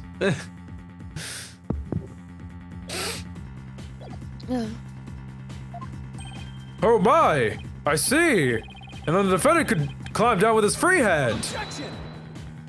Drop the body down? Who would do such a disrespectable thing? Besides, dropping the body down would leave marks on the body itself. So you are capable of quick thinking. Yes, you are correct. Really? Oh, thanks. Ah! Huh? What's this? It's the oxygen tank from the victim's spacesuit. It's ruptured. I'm sure you can figure out why. You can't be implying it ruptured when the defendant dropped the victim's body. I am. Well, they fracture easily when struck. Objection! Even if that's true, the tank's explosion and shrapnel would leave its mark on the body. Yet according to the autopsy report, only the knife wound was found on the victim's body. You're clearly grasping at straws with this line of reasoning. Silence! A spacesuit isn't heavy for the sake of being heavy, Justice Donald. It includes the latest technological devices and is made of the fabric of tomorrow. This fabric is made to protect astronauts from the dangers of space. So falling a few Earth yards would hardly leave a mark on the wearer. Okay, little nitpick. There's no such thing as Earth yards. It's just yards, brother. Sorry. I think he's just making a joke. I know he's just being silly. I like how he makes you angry too. Heart emoji. Well, yeah, because he's a little shitter. But also, you're telling me there will be 0 marks on the body from the shrapnel, especially because the canister is attached like next to the arm. If he falls on the canister, it's gonna puncture the spacesuit to some degree. And let's not forget, he doesn't have a knife right here. I'm gonna tweak. Anyway. Objection! And shouldn't it be impossible to stab someone through it as well? It should, and yet through sheer coincidence, the knife slipped through a weak spot in the suit's structure and found its way to its target. That's bullshit. What are the chances? You forget that our killer is an astronaut himself with knowledge of how the suits work. You didn't engineer him, dumbass. Sorry. He's got me there. And now my argument has been proven. Spaceboy killed the victim in the rocket and then dropped his body from the upper level. After climbing down, he showed the body and made sure the camera recorded them. There's no room for debate about these facts. It is clear that Solomon Starbuck is the only one who could have killed Clay Terran. Ah! Here, a report regarding the astronaut's oxygen tanks. Consider it my send-off gift. Feel free to use it as payment to cross the river Styx. You know what the river Styx is, right? It's the like the river in the underworld in Greek mythology. It's like a river of blood.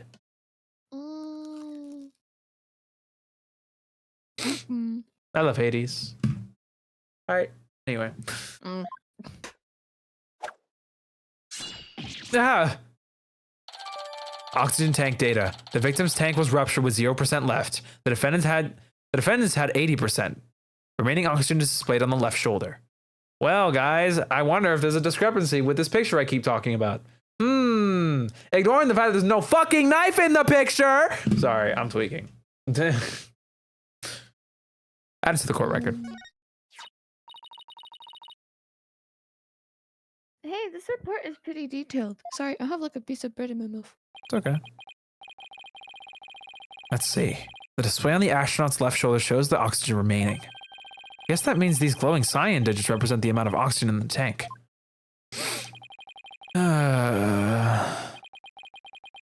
I'm done for. I'm going to prison instead of space. Space boy. Yes? Take heart. The bejeweled night sky is still beautiful, even when viewed through bars. You mean stars are seen from prison?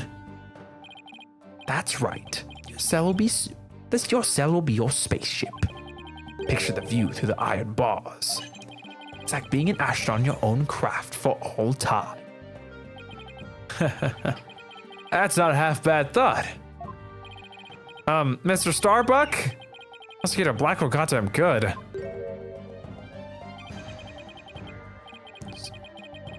Spaceship prison cell. Fire me, my guilt, and my despair to the deepest, darkest space. And then, let's get sucked into a black hole together! Objection! Sorry. I had to do the astronaut. That's awesome. Mr. Starbuck, you can't give up hope. Oh. Yes, Apollo? You know, Clay really looked up to you. He said you are an incredible man. He said you never give up your dreams and passion for space, no matter the situation.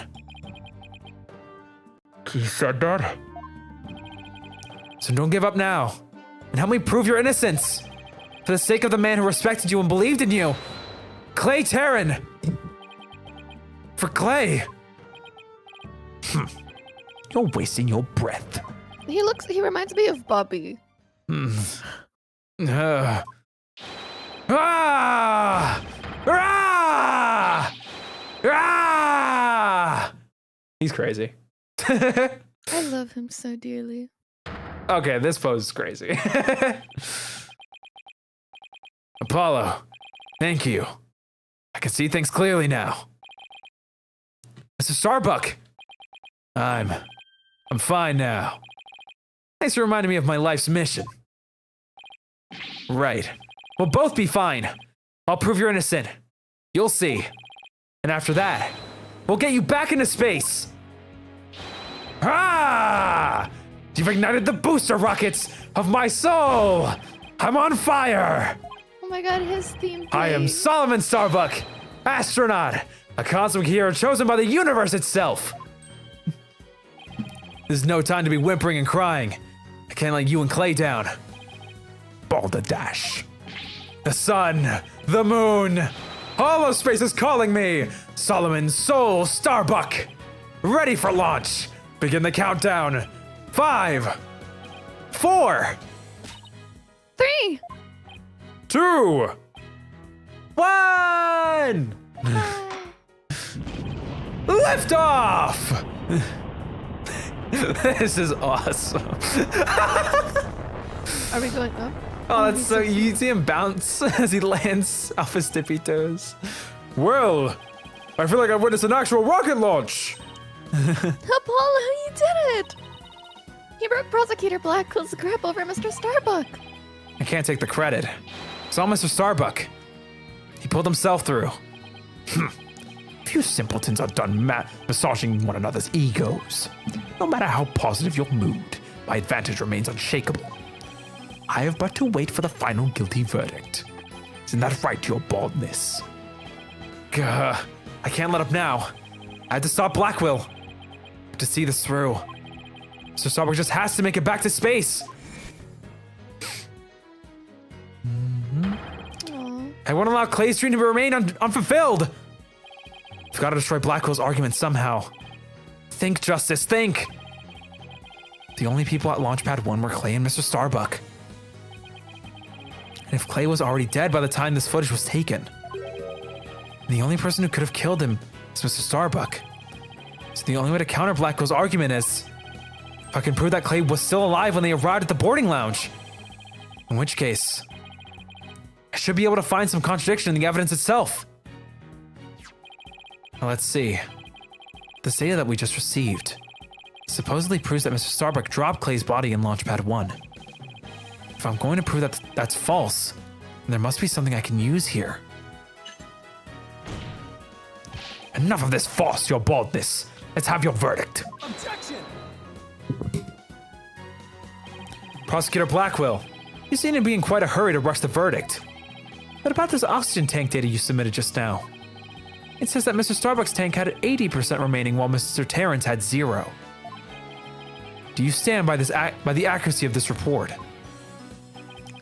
Of course. Then I guess it simply means that it's faulty, as evidence goes. You will explain what you mean, Justice Tono. It's simple. This evidence contradicts the facts of this case. Take a look here at the detailed description and you'll see what I mean. You want to read it? No, it's okay. All right. I'm busy. I hope you have some evidence, Mr. Justice, because I don't see what's so contradictory. Yes, Your Honor. Right away. This is the evidence that the oxygen tank report stands in contradiction to. Take that! And how does this evidence present a contradiction? The problem is this part here. Right there. Take that! Not the remaining oxygen in Mr. Starbuck's tank as he carries Mr. Terran. It appears to say 50. Yes, but according to the data, our client's tank had 80% remaining. The oxygen in the tank increased. I see Your Honor finds it as strange as I do. It's bad enough that there's a contradiction. The increase in oxygen is beyond illogical. Oh my! You're absolutely right! What is going on here? Silence! I too find it odd that the oxygen remaining has increased. It would be as odd as if my rations were to increase. But what does that prove? It doesn't change the fact that it's the defendant carrying the victim's corpse. Objection! I'm going to bet you don't get more rations because you don't abide by the rules. Either way, the oxygen remaining shouldn't increase because your rations don't increase. Therefore, this new information is critical. We can't overlook it. Silence! In that case, you have an answer to this riddle of the mysteriously increasing oxygen. You better not disappoint. I'll declare the inconsistency as a mere equipment malfunction. Prosecutor Blackwell has a point. I suppose it could be a simple malfunction. Mr. Justice, if you cannot provide an adequate counterargument to this point, I'm afraid I must bring this trial to an end. So, you think you can explain why the remaining oxygen level increased? Of course I can. Thing to do at a time like this, turn my thinking around. Mr. Starbuck has no memory of it, but he claims to have carried clay. So this man with the 50 on his tank ought to be Mr. Starbuck. But if anything, the display on his oxygen tank should have shown an 80. This is a clear contradiction between the report and the security footage. So what I should be asking is not why did the oxygen level increase, but what had to have happened to make it look like it had increased? Am I making some kind of mistake in my base assumptions here? I even noticed you can see his eye move a little bit. That's fun. What? Apollo's eye. Oh, like he's like shifting his gaze a little bit. Yeah. Yeah, I love that little detail. Well, Mr. Justice, we're waiting. Yes, Your Honor. I'm ready to answer. This is why the remaining oxygen appears to have increased.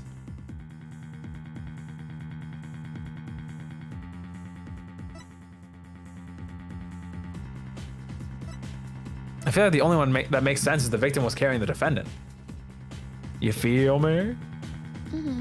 Actually, is there a knife in him? No. Sorry. Dear God. They were going the other way. Doesn't make sense. All right. What if it was the other way around?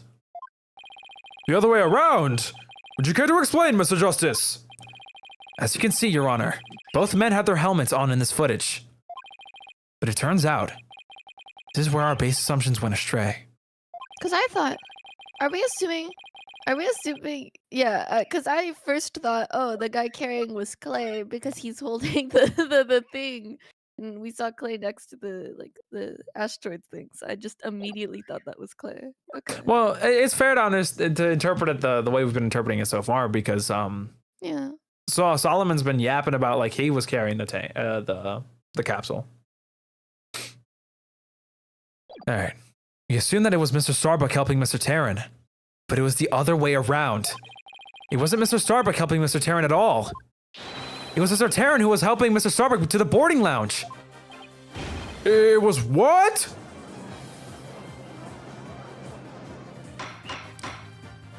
Order, order! Mr. Justice! You mean to tell me that the person on the right in this image is the victim, Clay Terran? It's the only way the riddle of the increasing oxygen level can be solved, Your Honor. At this point in time, the remaining oxygen in the victim's tank was at 50%.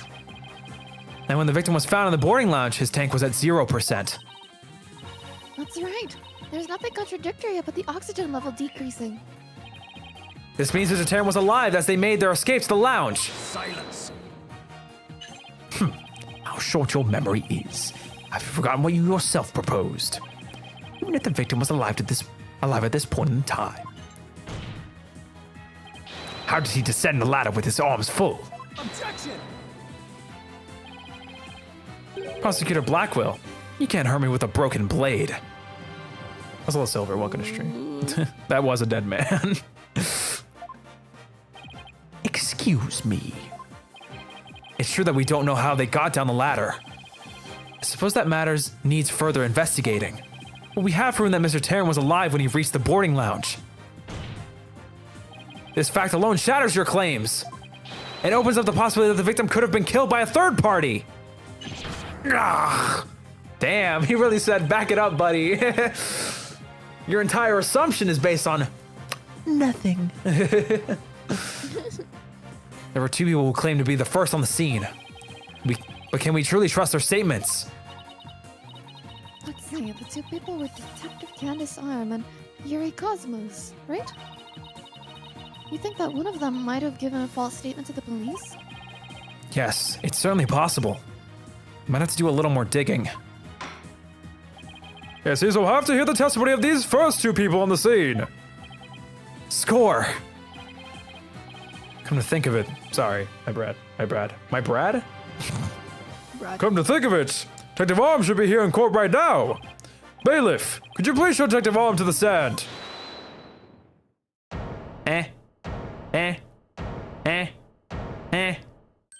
Oh, of course it's you. I have an announcement, everyone. What's the meaning of this? We're in the middle of a trial here. I honestly completely forgot about this guy. Or I forgot how to voice him, sorry. But please remain calm and listen carefully. Someone has reactivated the bomb. The bomb was defused, but it's about to explode. Oh. Whoa! Someone forgot to say the middle of the word there. I was too frozen in fear. A bomb? Now? Everybody run! Eek, I don't want to die! Oh no, everybody's panicking!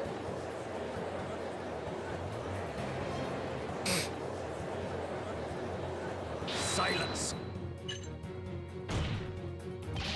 Head this chicken for the Death Witch. The lot of you, calm yourselves after all else. Come on, Apollo, let's get out of here! What about Mr. Starbuck's dream? And who will carry out Clay's final wish? I don't care what happens to me. I'm not letting some bomb blow the truth up forever. I refuse to let things end here. Apollo, this is no time to be dramatic! If we don't get out of here now, we're gonna die! Come on, this way! Hey, ow, let me go. Is he? Apollo? Yeah. Juniper? She hasn't evacuated yet. Juniper, are you all right? Apollo, no, not that way! Ah!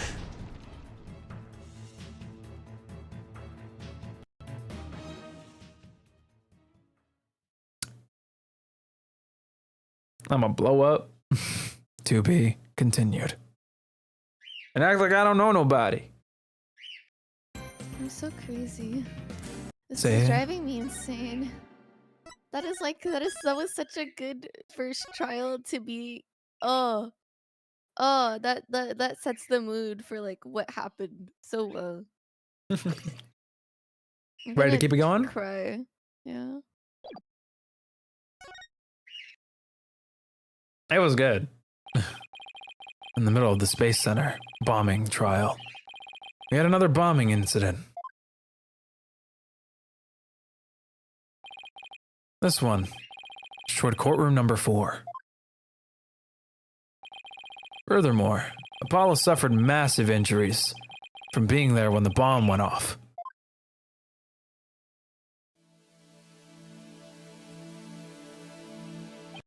Unfortunately, Juniper Woods was fingered as the courtroom bomber.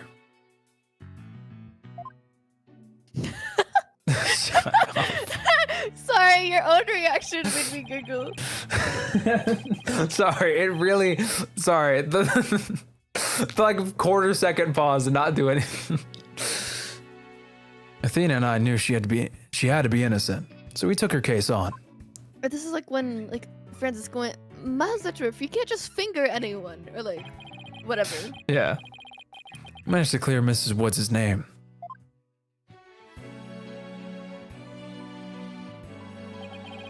But Apollo sustained further injuries, and he was attacked by Tetanate. Oh, he's wearing the Gyaxa coat. That was the coat that the dead guy had on. Yeah. Or Summer- it's just the Gyaxa coat.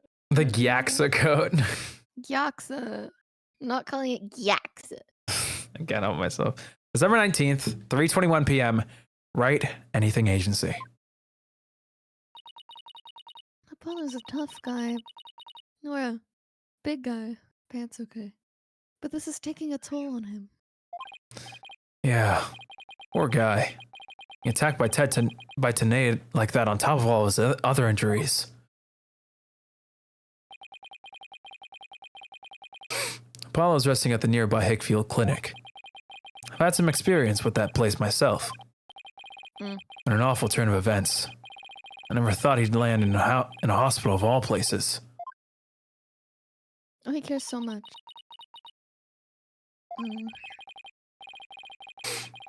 You must miss him too, huh? Now that you don't have anybody to tease. Don't worry, he's young. He'll quickly and be back before you know it. It's been a while since I last saw Trucy look so down. He won the court case, and nobody feels much like celebrating. God, sorry. Alright, enough of this, people! This is no time to be moping around. Now try those eyes, both of you! You're the only one who's crying, Athena. Technicalities! Look, we all have work to do. We have to take over. Take over what exactly? Apollo's Space Center case, of course. As no verdict's been reached, there's still a chance. I agree with Athena. We should pick up Mr. Starbuck's defense. We have to avenge our fallen comrade. Right, Daddy? Paul isn't exactly fallen. He's still alive, you know. I think it's funny that didn't they talk about Phoenix like he died during his 34? And Apollo said the exact same thing, like he's not dead yet, guys. Can we stop? I feel like this happened, but I don't know if it was Phoenix and Apollo. I'm thinking about that one that in Rise from the Ashes where they like baited they were like death baiting Gumshoe, and I was so sad. Poor you. I was like, no, not my goat, please. Good. Anyway. Now that it's settled, let's get going. Come on, we gotta run. Let's go. Wait, right now? We better not be running the whole way. There she goes. I better go catch up. You take care of the office, Trucy. Sure thing, Daddy. Let's be careful out there. In the meantime, I'm gonna bake some cookies and fill up my magic panties for you. She seems to be feeling a little better. You can always count on Athena to perk everybody up with her enthusiasm. Oh, she's back! Don't mind me, I just forgot a few things. Wallet, phone, the documents, my bag. Sounds more like you forgot everything. You can always count on Athena for that too. Alright, you two. Let's be careful out there. December 19th, Detention Center, Visitor's Room. So our client is one Solomon Starbuck. He's so famous, even I've heard of him. That's right. He's a super famous astronaut who works at the Cosmos Space Center. He was actually up in outer space 7 years ago. You It's seem to only know, 7 years ago. seem to know quite a bit about him. I'm all excited to meet the man.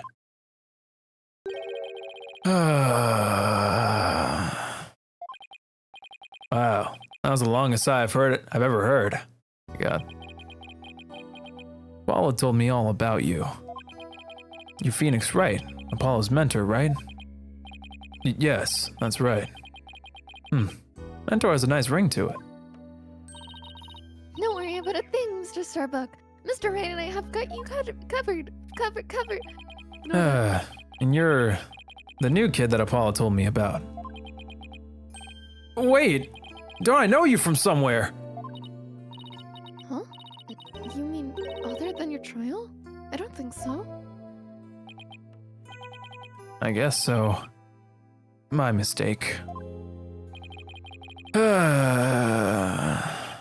Memory isn't what it used to be. My mind and body are kaput. Same goes for my life. I mean, I'm so astronomically unlucky that I had a bomb go off in the middle of my trial. Trying to defend me would be like trying to enter the stratosphere without a spacecraft. Yikes. Seriously gotta stop depressing himself. Sure, Mr. Starbuck. Besides, that thing you said about entering the stratosphere.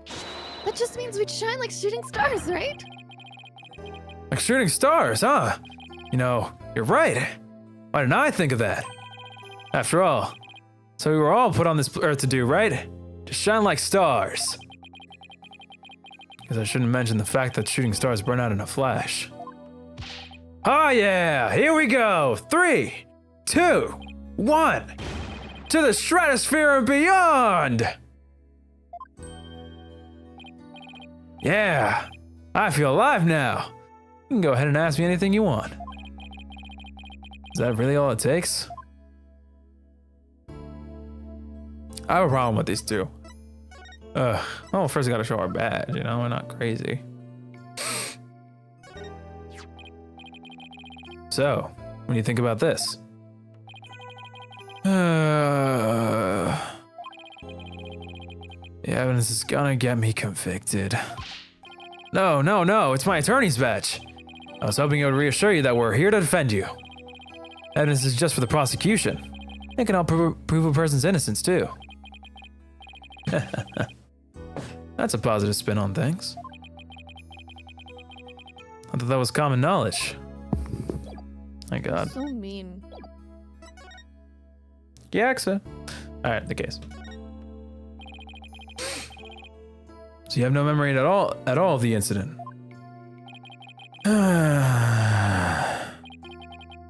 I'm so ashamed. The memory of the time is as black and clouded as a dark nebula. Still, it's strange you don't remember a thing. Are you sure you didn't take one of those anti-anxiety pills that, like they said at the trial? You got it all wrong. I told them during the investigation too. I don't know anything about any drugs. Never took any medication, I swear.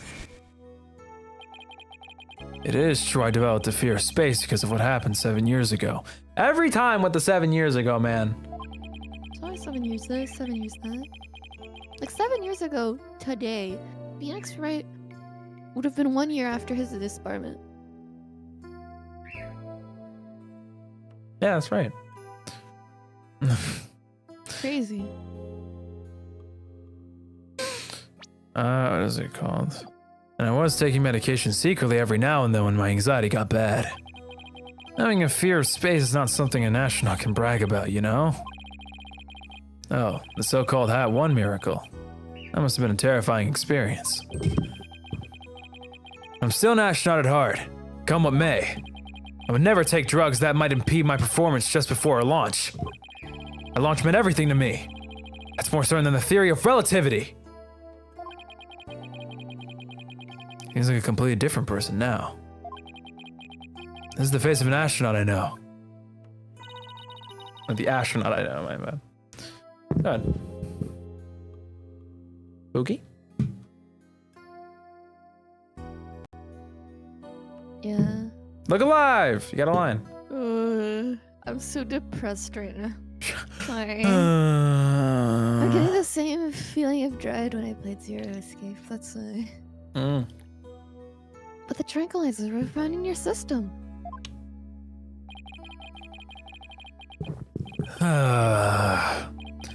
Yeah, see, that's the thing. I don't know why. I'm done for.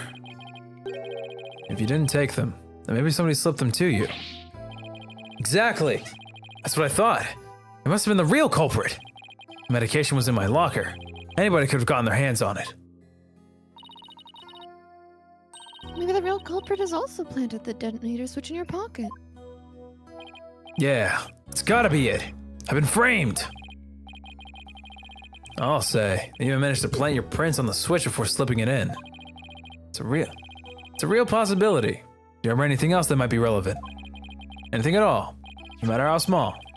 Like about the murder weapon, for example. That knife. The thing came from one of the Space Center's utility kits.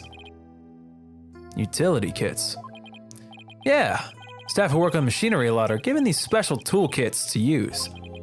All the technicians have them, so I doubt you could prove whose knife it is. Utility knife. It has the victim's blood on it from a set of utility tools used by Space Center techs, updated in the court record.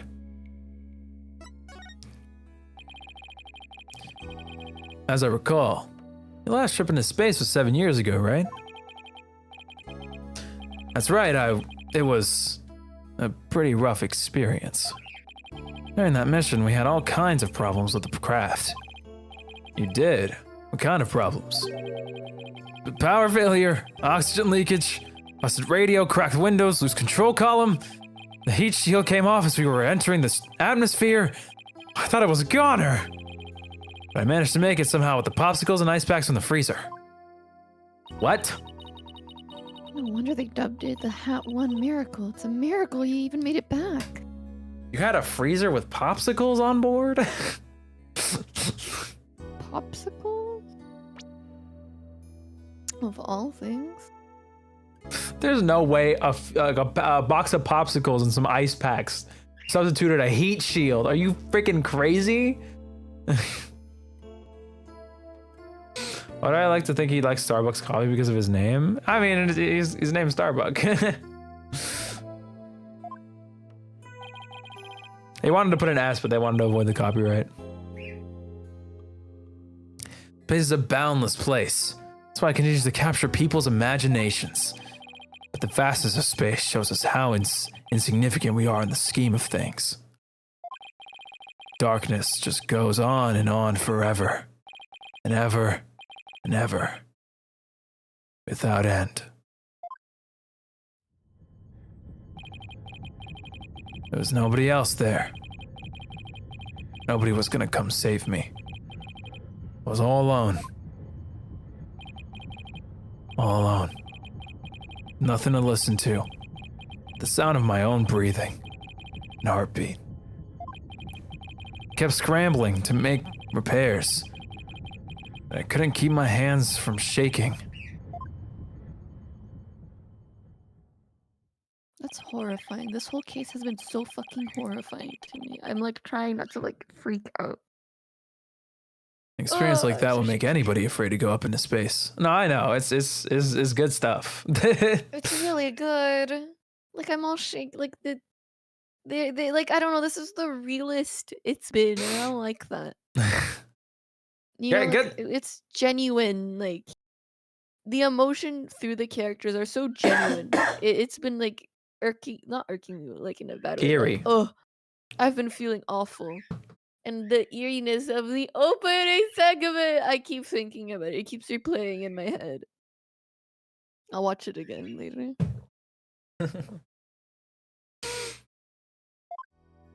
Alright, let's keep going.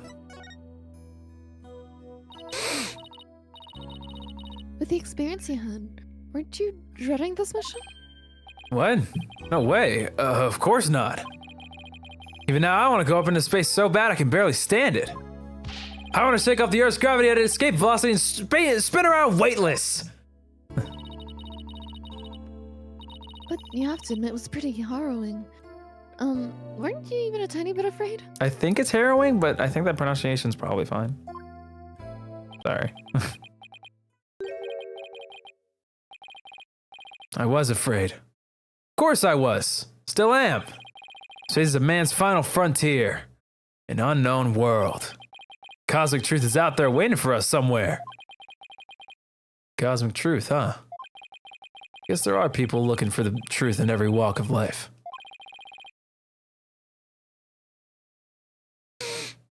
Also, hi, Cupid.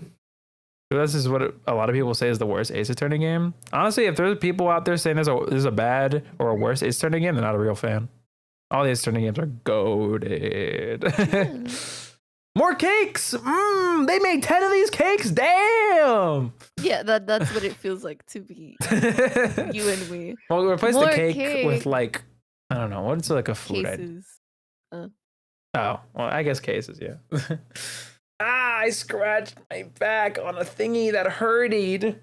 Oh, no, that hurt so bad. It's gonna burn for like 10 minutes. Anyway, sorry, we'll continue. No matter how afraid I am, I'm sure I can manage. If I give in to my fear, I'll never find the truth. As long as I don't give up, I can keep up the fight. One thing's for sure. Mr. Starbuck's passion for space is undeniably the real deal. Sued. Sorry. Sued. The victim, Clay Tarrant. He was kind of like your protege, wasn't he? It wasn't a big exaggerated deal like master and apprentice or anything like that. Clay did think of me as his mentor. A mentor and a protege. What a combination they must have been.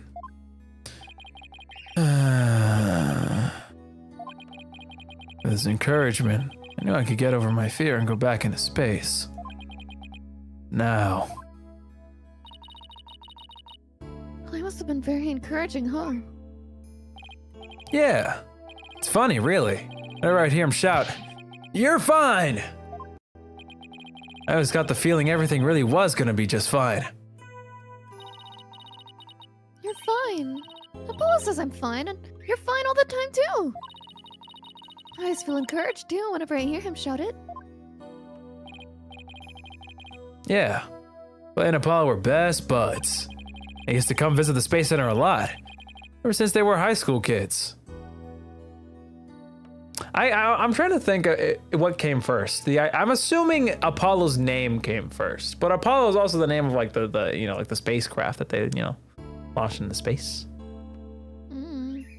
I'm just feeling like awful right now. I can't think I more know. logically than my tears are flowing down my eyes. I've been like, very quietly tearing up. Oh, it's okay.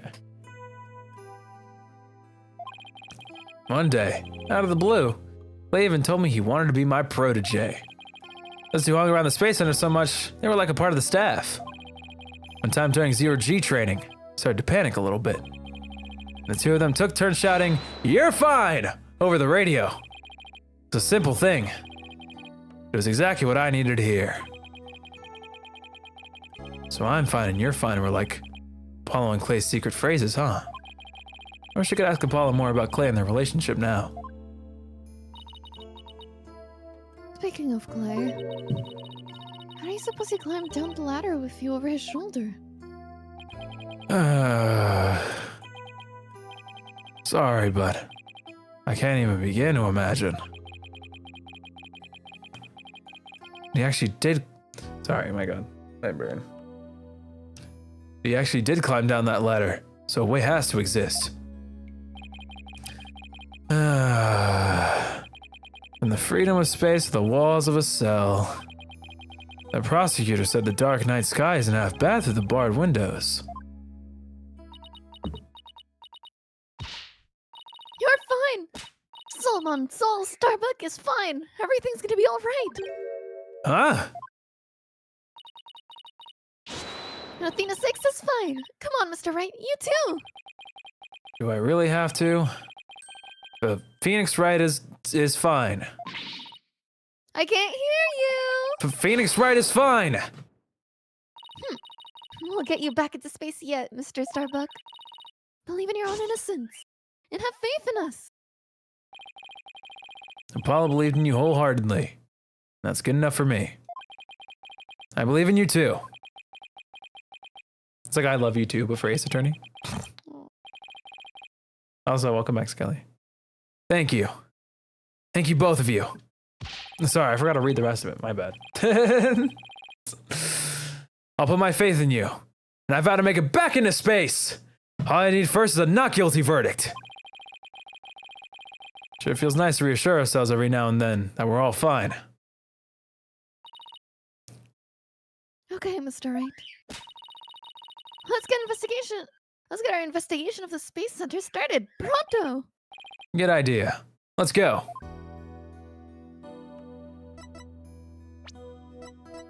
Search the crime scene, I guess, is what we're doing next. Where do you want to go? You get a pick. Cookie? You pick. Oh, brother. I'm depressed. Jesus. Is this 3D? Looks kind of. Looks like the ring thing is 3D. Anyway, December 19th, Cosmos Space Center entrance. Wow. I was wondering what kind of place this Space Center would be. It almost looks like an amusement park of the future. Yeah, did you know they even let public see their rockets up close? Well, so check this out. Check it out. Eek. Look how brightly the Yaksa logo shines in the sunlight above the entranceway.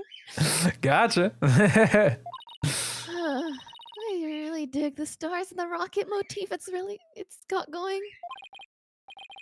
Yaksa, huh? Not the new name for the Federal Space R&D program. Yeah, but why the strange acronym? I mean, what is GYA supposed to stand for? Galaxy? Yeah. If that were it, the whole thing would be something like Galaxy Exploration Agency. Okay, not everything has to be blank agency, Mr. Phoenix, right? Which, if you ask me, I'd have abbreviated to GAXA, or even Gaia. I'm pretty sure I said that right. Gaia? Gaia is with an I. Oh yeah, Gaia is with an I, so this is Gaia? Yeah.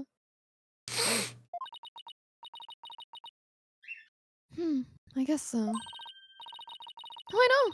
Maybe the person who came up with the name just really likes the letter Y. This change is beginning to feel oddly like deja vu. Anyway, this place is more than just a research facility. It's also a tourist attraction.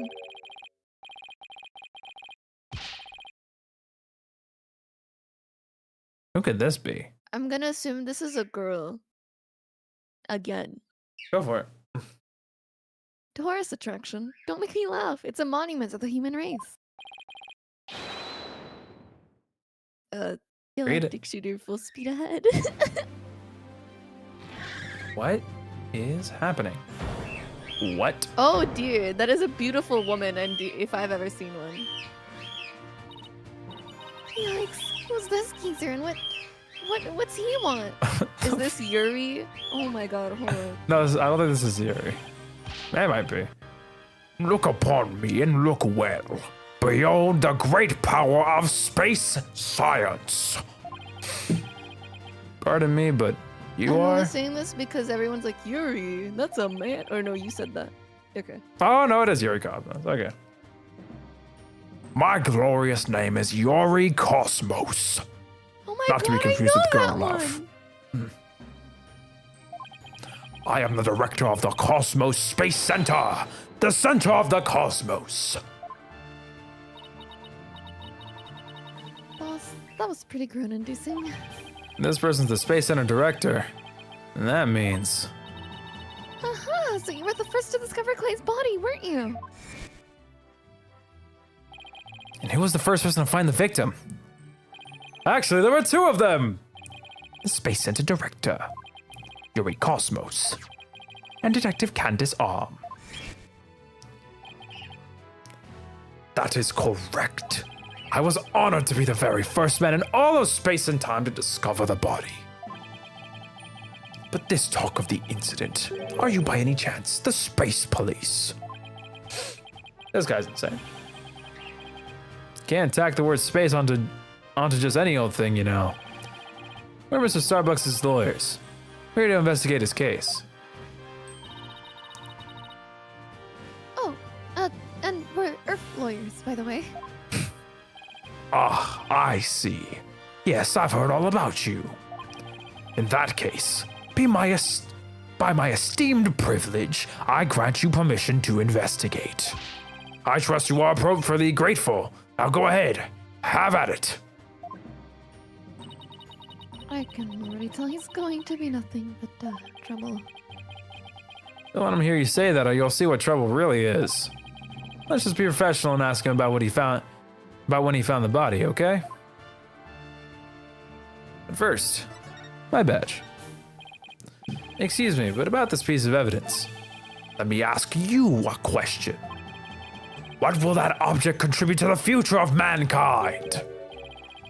What? Not much, I guess. Then how important could it be? Quite unlike the great historical figure, Yuri Cosmos. Ha ha ha ha ha. If he's any more self-absorbed, he'll turn into his very own black hole.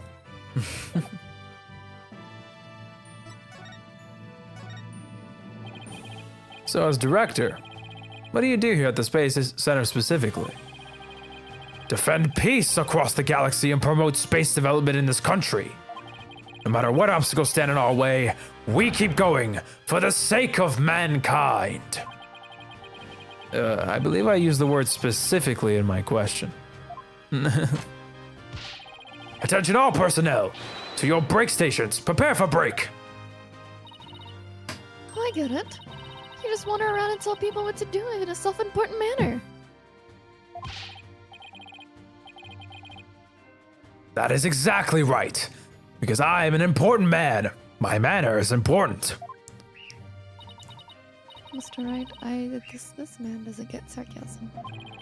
Well, there's bound to be some people like that, here in the boundlessness of space. What's that? You want to know what it is that makes me important specifically? Very well, I will tell you.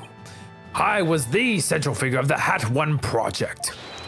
You may proceed to be appropriately impressed. Now go ahead, have at it. I'd be more impressed if I knew what he did for it, specifically. Could you tell us what you know about the incidents from the other day? I refuse. What? Explaining is a job for common folk, not the director of the center of the cosmos. My testimony, which will go down in space history, will be heard in the courtroom. What? So does that mean you'll be taking the stand tomorrow? I just realized, oh god. Candace Arm is dead. Nar. Yeah. That is correct. I will be the most glorious witness in the history of mankind. I'm not sure he really understands what being a witness is all about. Looks like Dr. Cosmos is the type that only talks about what he wants to talk about. Well, let's at least try to ask him about the things he might be willing to open up about. I feel so awful. I know. That one. It's the disaster suspense thriller like that stuff fucks me up. That aspect of the plot. I had to like search up what you would call that kind of like this kind of suspense, right? Or like setting and scenario. And it's called like disaster. And like doing my research, it includes like evacuating spaces, like a sinking ship, or like all that stuff under like a certain like amount of apocalyptic. time, or apocalyptic. And I'm like, wow, this sounds like another game that I really like. And now I'm like realizing why I feel like hell. Well, now you gotta find more games like that because you love them. That one was a rocket that was launched into space 7 years ago, correct?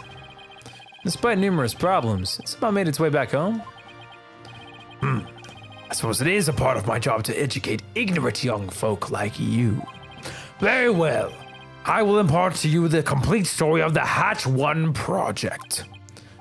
Oh, thank you very much. Hatch 1's noble mission was to collect samples from an asteroid. Wow. And you wouldn't just said like a probe for that shit? And Mr. Starbuck was the pilot for that flight. Eventually, the Hatch 1 reached its planned orbit.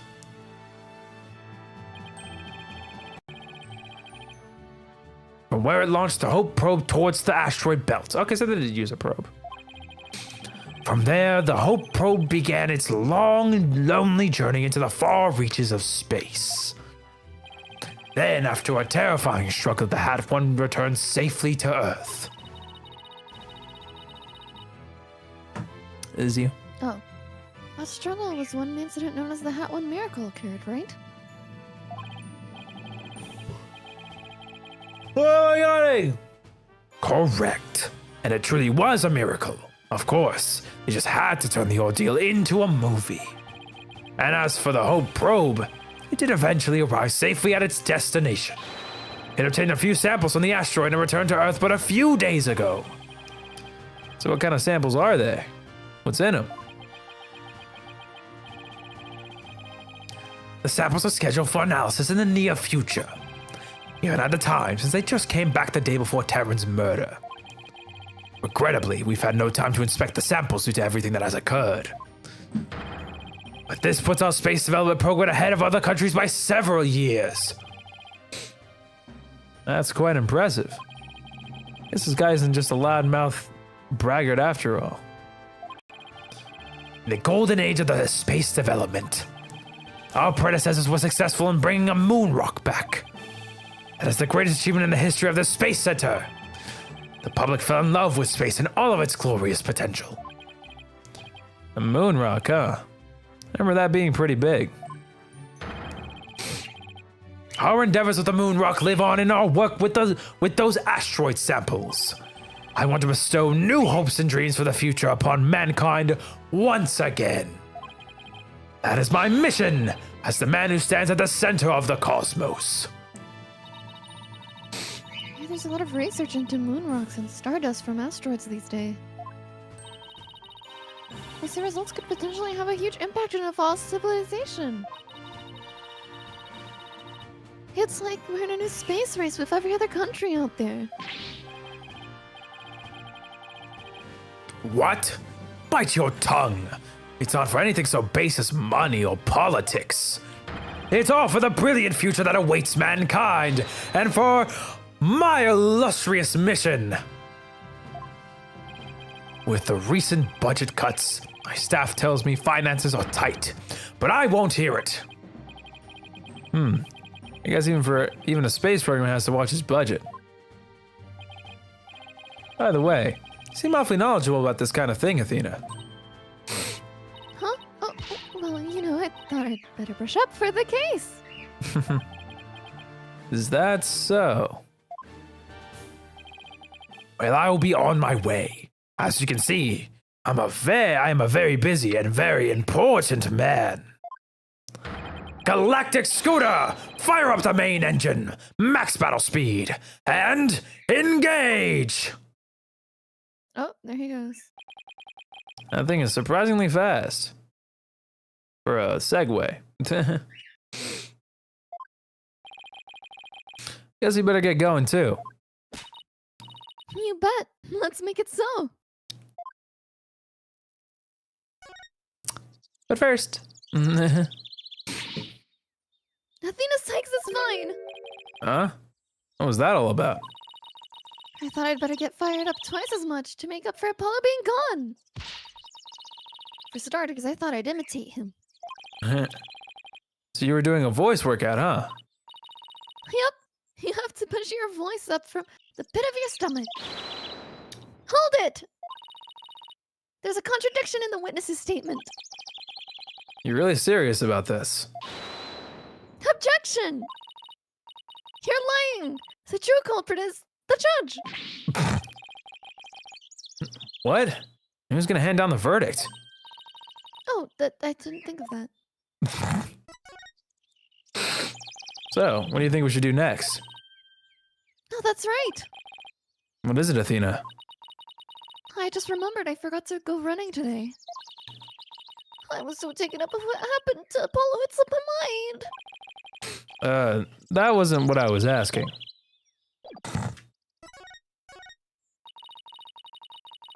My badge is starting to look pretty good on me, don't you think? It suits you well. Starting to feel like it gives me more dignity and presence too. I think she might be expecting a little too much from one tiny little badge. Alright. Where are we gonna go now?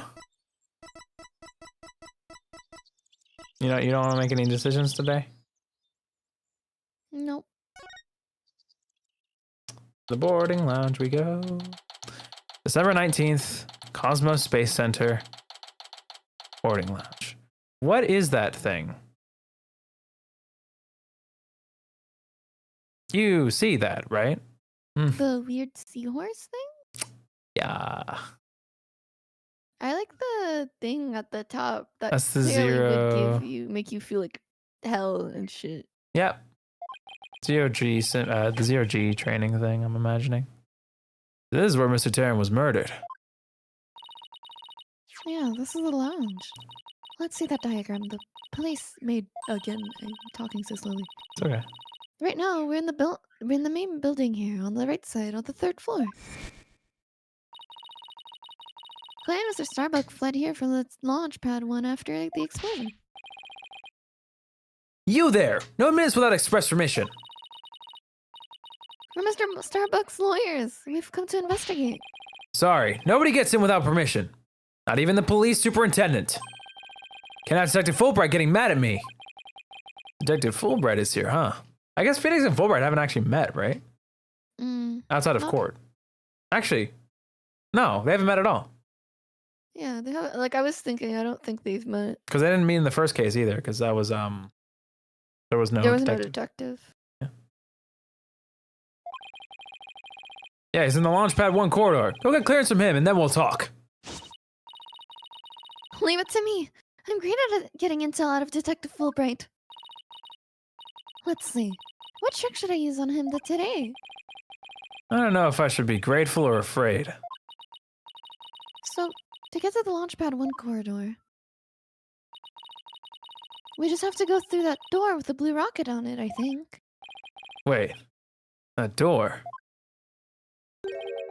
It's awfully familiar. Get out there, boss. This is the door Clay and Mr. Starbuck used during their escape from the Launchpad. Ah, that explains it. The fingerprint system has been deactivated, so I think we could just pass through. Now come on, let's go!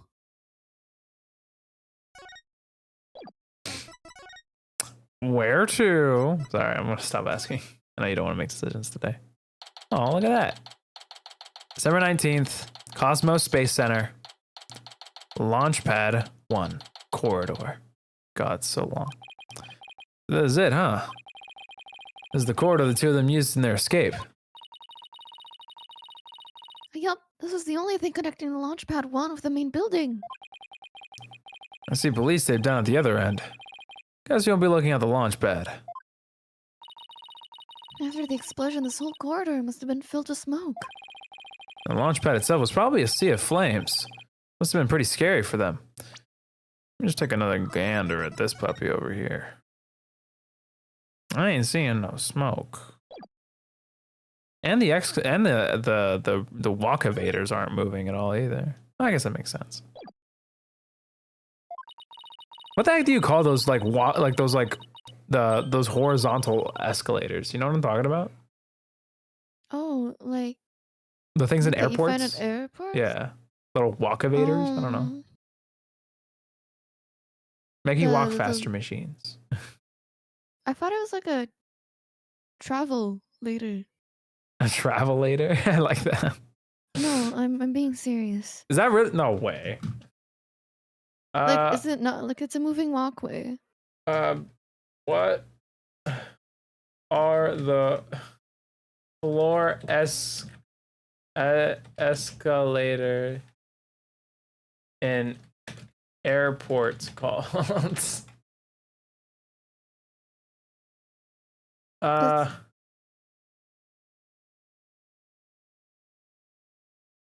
Moving walkway. Magic carpets. A travelator. Look at you. The encyclopedia. Should go on Jeopardy. Thank you, thank you. Anyway, this is your line. Now, where could Detective Fulbright be? Hey, I think it's him over there. Sorry, before we continue, I just noticed they have like they even have like the little like digital like displays you see in airports. Why? This is true. Like, because this is basically an airport, a spaceport. Yeah, but like it's not like you know, gate 1 is on the left, gate 2 on the right, or whatever. You're an astronaut. You know where the fuck you're going. You're going to space. Anyway. I guess. What should I do? Which path is the path of justice? He seems to be lost. That's funny. This corridor is a straight shot. Huh? Ah, it's you lawyer people! Welcome to the Space Center! Enjoying a relaxing day off, are you? Here for a little rocket sightseeing. God, I love Fulbright. Here to investigate the scene. Same as you.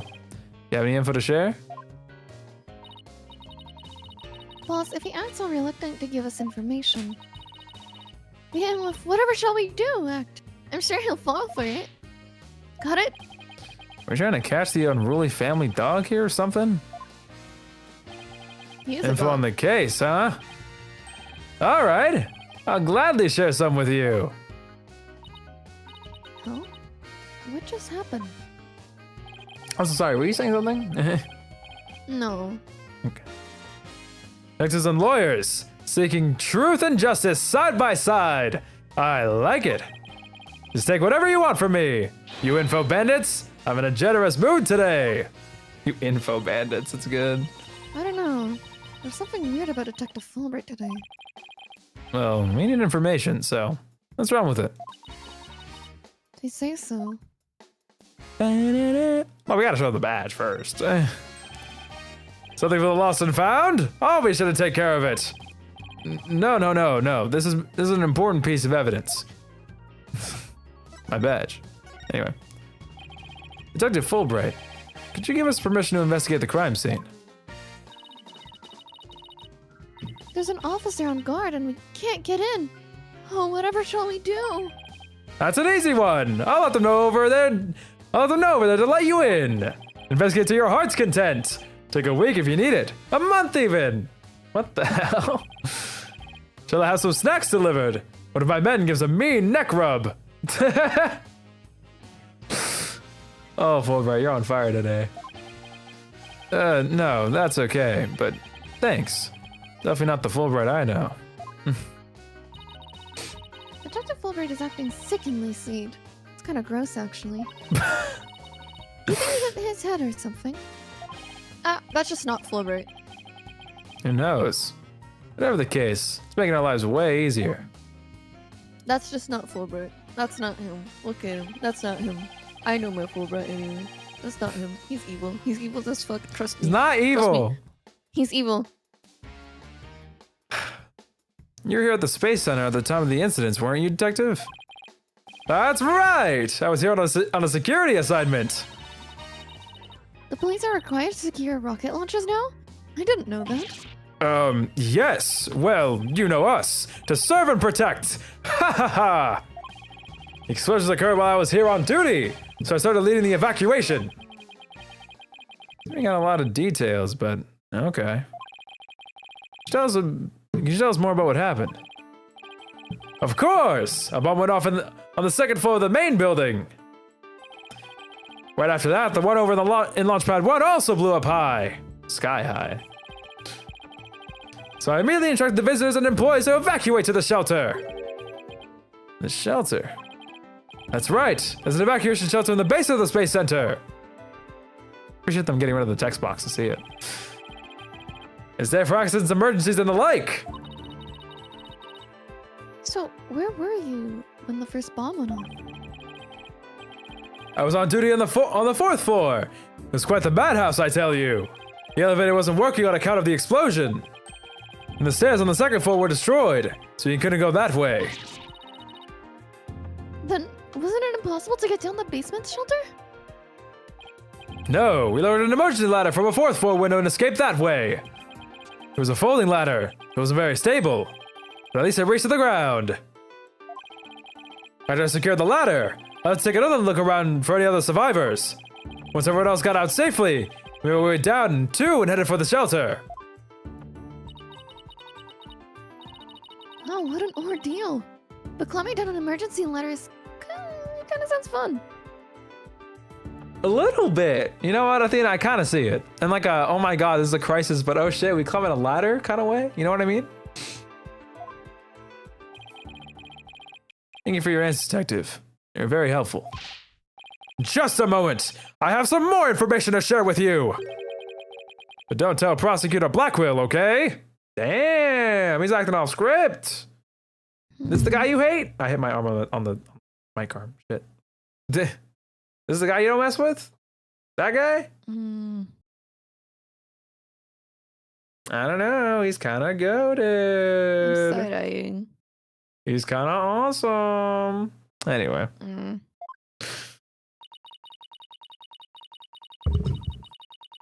Wow, and Prosecutor Blackwell usually has you on a short leash too. Well, never mind that. Haha. I thought you should know that there was a witness. What? You tell us more about this witness. Sure thing. The witness was a Space Center employee who was on the 4th floor. While she was climbing down, she looked through a window into the 3rd floor lounge. So she was looking at the crime scene from the outside. That's right. Just a matter of chance that she saw something important. Not that I know what she saw exactly yet, though. My God, I can't speak. You don't, but that's the most important thing of all. Ha ha ha! Don't you worry. I'll get around to interviewing her soon enough. She should still be somewhere here in the Space Center. You might even run into her. The 4th floor employee, huh? All right. Thanks for the info, Detective Fulbright. Gee, you sure are being cooperative, Detective. A little too cooperative, even. See, me and Athena are on the same wavelength right now. Yes, well, actually, something you can't talk about. Yes, something like that. Anyway, never mind. Don't worry about me. But well, I'll be on my way now. Maybe he has a poor little soul maybe he has a poor little heart that's going through some things right now, okay? No. I've been suspecting him from the get-go. Oh, brother. I know he's just been watching. I know he's been glazing everyone left and right. And for some reason, this case in particular is important to him. That's why he's acting weird. It's like he's setting everything up. But because he's like, oh no, I'm just Fulbright. What would I know? Like, that's not Fulbright. That's not him. That's not him. That's not Fulbright. He's not real. What was My that theory all is that about? He's not real. Like, he was real at one point, but he's not real anymore. Like a Saito Sejima situation. Okay. Something's definitely going on. I'm going to get it out of him the next time I see him. Me and Athena are We're linked right now. We're linked right now, Athena. But they've been here for a while, but Okay. Not so sure I'll talk about it, though. Well, we have permission to investigate now. Let's head back to the boarding lounge.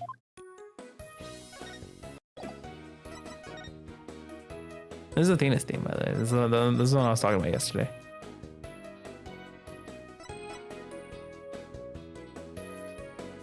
Anyway, where would you like to go next?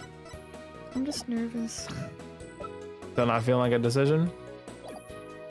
No, I'm just nervous. Alright, go to the boarding lounge.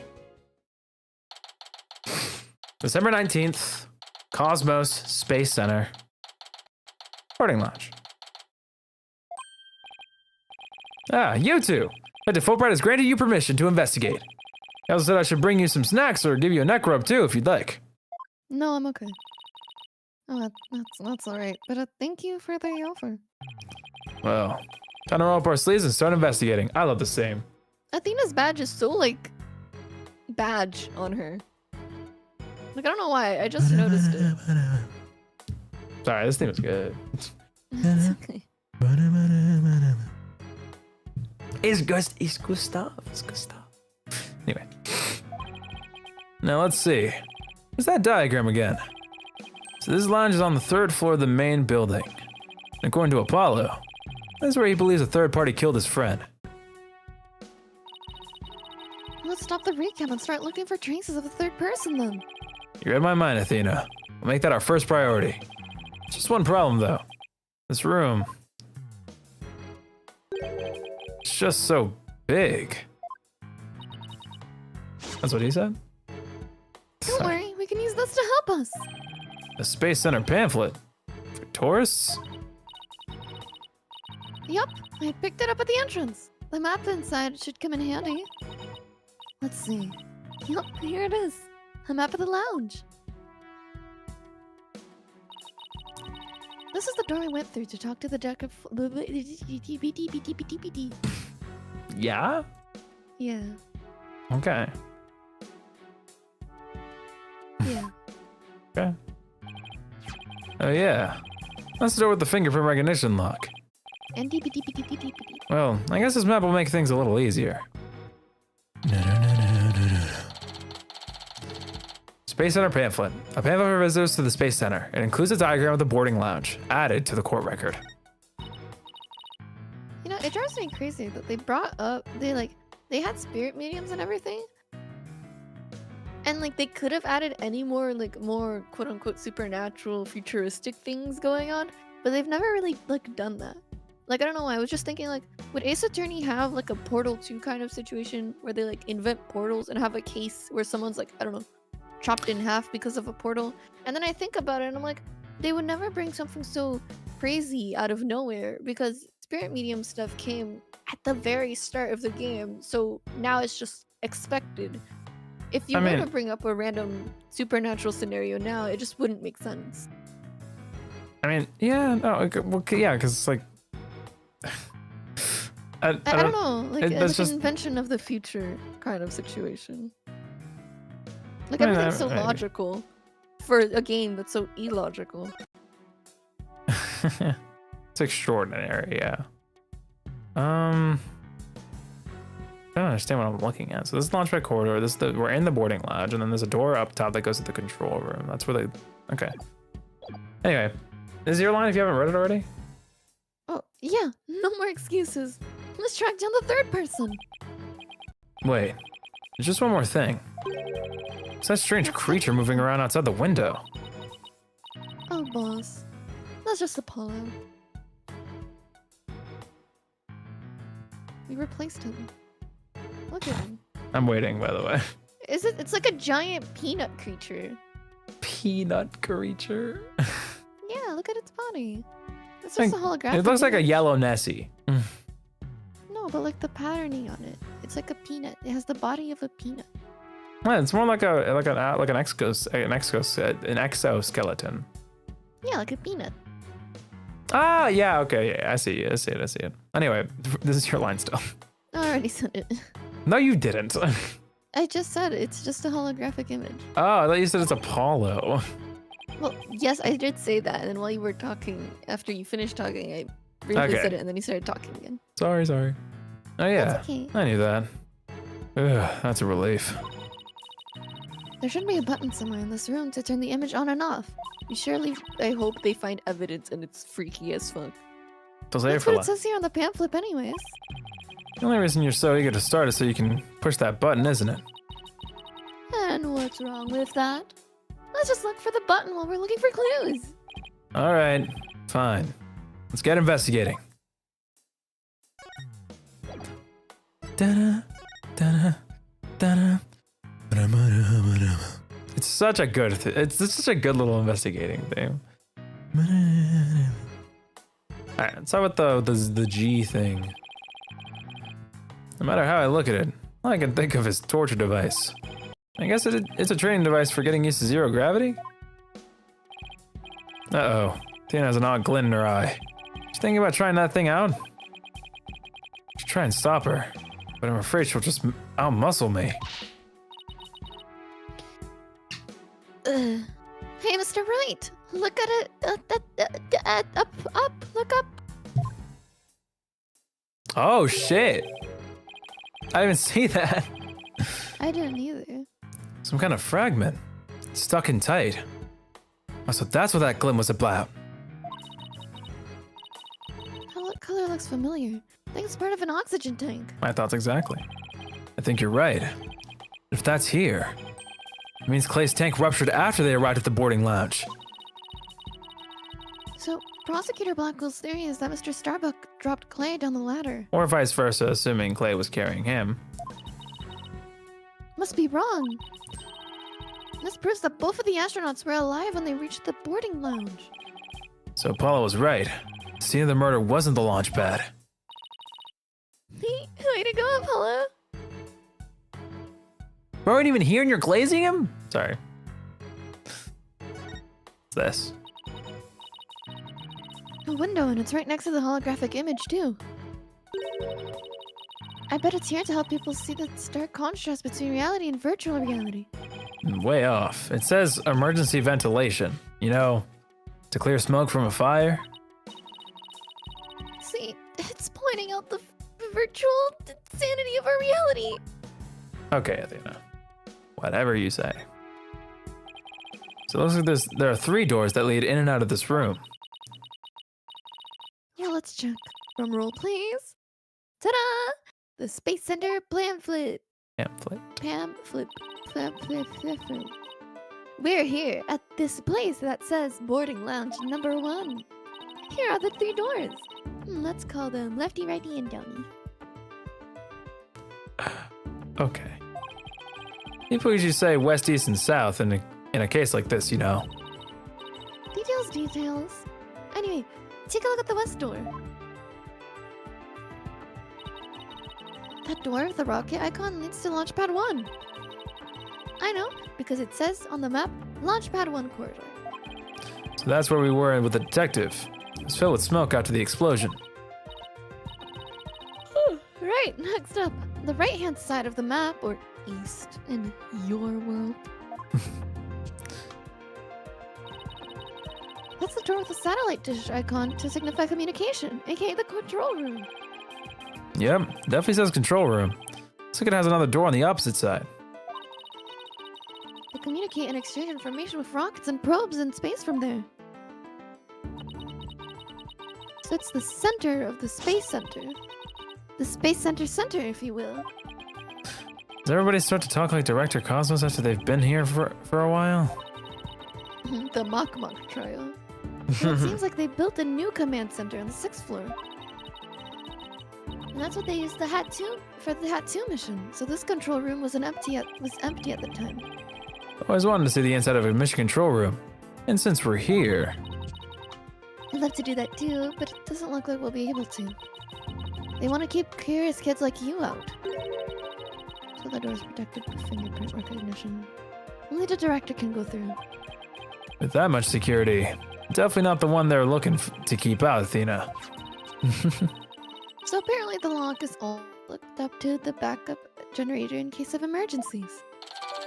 Control room door lock. The door locks to the east. It can only be operated by the director. Backup power lets it function even when the power goes out.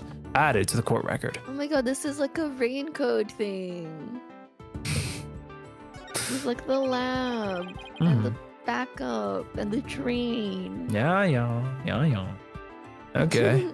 What about that last door? This lower door. Oh, excuse me. I mean, or it leads to the elevators.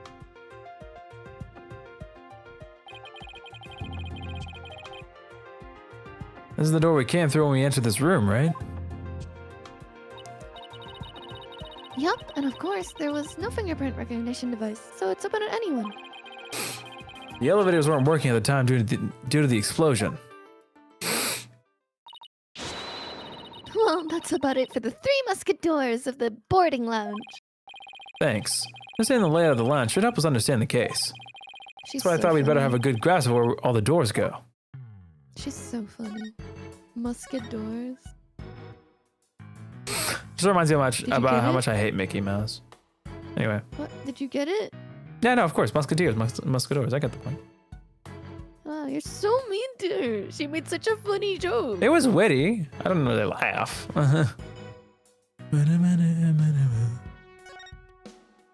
You know, that table kind of looks like Widget.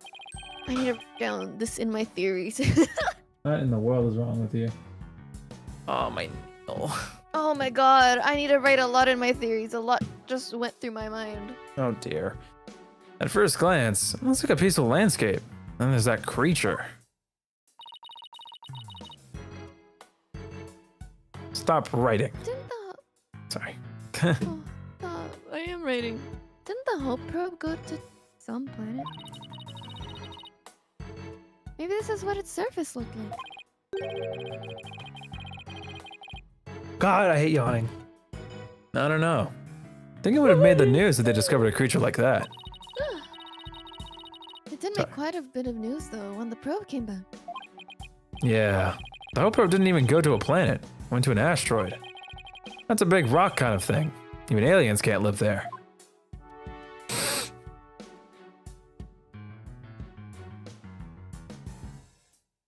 Start with this table.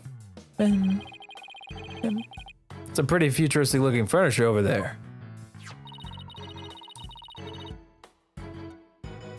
Is you?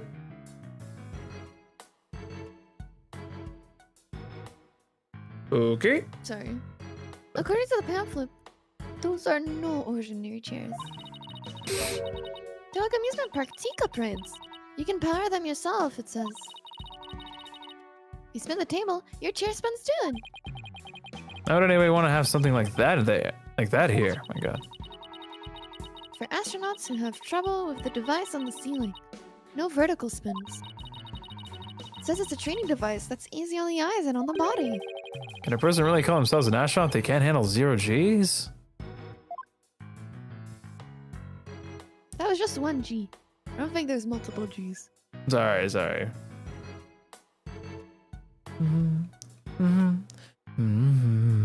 Alright, this is the last thing we gotta look at on this side, and then we'll pivot. This is where they discovered Clay. Yeah, he was already dead when they found him. Let's take a look at the photo. So he was stretched out like this, and... Huh? It's a thing that looks like a thermos.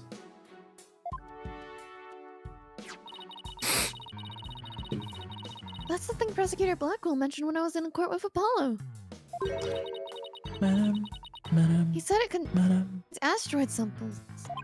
It's probably from the Hope thing. The what? The probe. Yeah, the Hat 1 probe, yeah. That's Alright. probably what it is. Mr. Cosmos mentioned something about that too, didn't he? That they were brought back only 5 days ago by the probe that the Hat 1 launched. What do they look like? Do you think they'll let us see? Let's think about that after we've solved the case, okay? Alright, which way do you want to go next? You want to go to the left or to the right? You have to make this decision. There's no other option. Okay? It's up to you. No, Sorry, it's I'm up to writing you. about You it. are deciding. No, I'm writing. You can't just pick left or right. Let's go right. Hey. I was definitely not to the right, but whatever. What's up with the camera? This must be the security camera that recorded the astronauts making their escape. Well, let's commemorate this occasion with 11 piece. If you're done now, shall we move on? Yeah, okay. There's one more for the road. Peace! Very mature.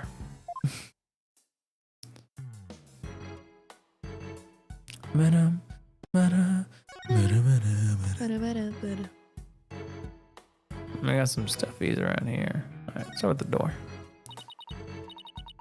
Let's see, this door is... Where's that pamphlet? I didn't know that's how... How do you pronounce that? Pamphlet? No, you got it right. Pamphlet. Pam and flip. Yeah, pamphlet. Panflip. Not flip. It's a T. But that's how I've always said it. Pamphlet? Yeah, a pamphlet. You say it, you do the P soft enough that it doesn't register as a P in my brain. Well, My that's brain just because I fills was it. always like... Unsure if that's how you say it. Oh dear. There's a T at the end. You pronounce the D. Here we are. Well, I don't know if I pronounced the T, that's fine. Pamphlet. It just pamphlet. sounds wrong now. Pamphlet. It's like a soft T. Pamphlet sounds wrong. So you just need to like touch your tongue at the top of your mouth. Good. Pamphlet you- is wrong. But you flip around through like... It doesn't matter. But A it pamphlet- sounds better than panflip. Flit. It's just because you're like I'm pronouncing the T on purpose so you can hear the T, but it's a soft T. You just touch your tongue on the top of your mouth. Pamphlet. No, but it having an E is what makes it evil as well. Pamphlet? E is evil. Yeah. Bobby Fulbright has no E in his name. That's suspicious. Okay. Apollo has no E in his name. No, Justice has one. Well, yeah. I'm counting for all the letters. You don't know Bobby Fulbright's middle name. It could be like Bobby Ethan Fulbright. Oh. I was gonna say Ecuador, but I was like, I think that's an actual thing. That's a freaking country. I know. Read your dumb line. I mean, I was thinking more of like, I guess I was thinking of the equator actually, but like That's worse somehow. Anyway, this is your line. It's the doors of the corridor that leads to Launchpad 1. We went through it earlier when we went to talk to Detective Fulbright. So I guess the security log must be disengaged now, right? Yeah, the corridor was filled with smoke at the time of the bombing. This thing beside the door must be the fingerprint recognition device.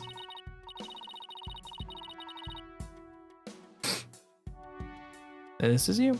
Which reminds me, I think Prosecutor Blackwell talked about it at the trial. Are you gonna take the bird off your head, by the way? No. The notion of a third party in Launchpad 1 is utterly absurd. Just to enter the area from the lounge, one must pass through a door guarded by a fingerprint recognition device. And allow me to state up front that there are precious few with the clearance to do so. And does this mean that the bomber's prints are verified by the system? The number of authorized personnel was supposed to be really small. Voila! Fingerprint powder! I brought it just in case something like this came up. I found it at the office. I've just been itching for a chance to use it. Oh, I'm excited. Oh, way to think ahead. Let's test the fingerprint recognition device and see what we can find. You got it. You had to sprinkle some here and a little over there and ooh.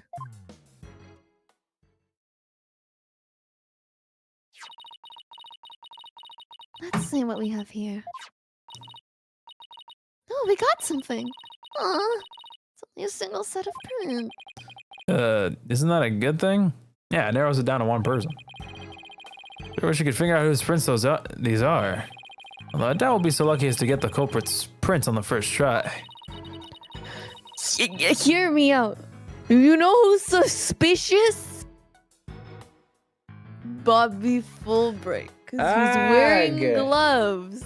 He's wearing gloves. That's suspicious. My goat is innocent! I hope. Well, I'm willing to bet that Detective Fulbright has some fingerprint data. And no fingerprints of his own, because he's wearing gloves. Right. There's security footage of this door too. Yes, there it is. It came up in court the other day. I wish you could see the part of the footage just after this bit. Oh, because that would be right before the murder, wouldn't it? Let's ask the detective. With the mood he's in, he'll probably show it to us right away. If it was Fulbright, he wouldn't be so open with the evidence, I feel, but... This is why that's not Fulbright. What? You think that's like a Fulbright he's doppelganger? Yes, I think there's a doppelganger. Okay. Yeah, he's in I almost think he too hasn't good of a even mood been today. real this whole time. Hmm? I think the Fulbright we know is not actually real Fulbright. From the get-go. I don't trust him. Let's go see if we can find him again once we're done with this room. We ain't done with the room yet, so slow your roll. This is the fingerprint recognition device. I guess you put your hand on this hand mark.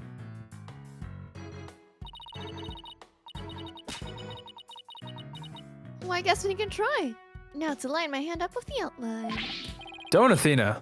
This thing is related to the case. Your print's all over that. The next thing you know, you'll be named a suspect. How can you be so cruel to a little girl like me? I'm buying those tears, Missy. This is so father and daughter.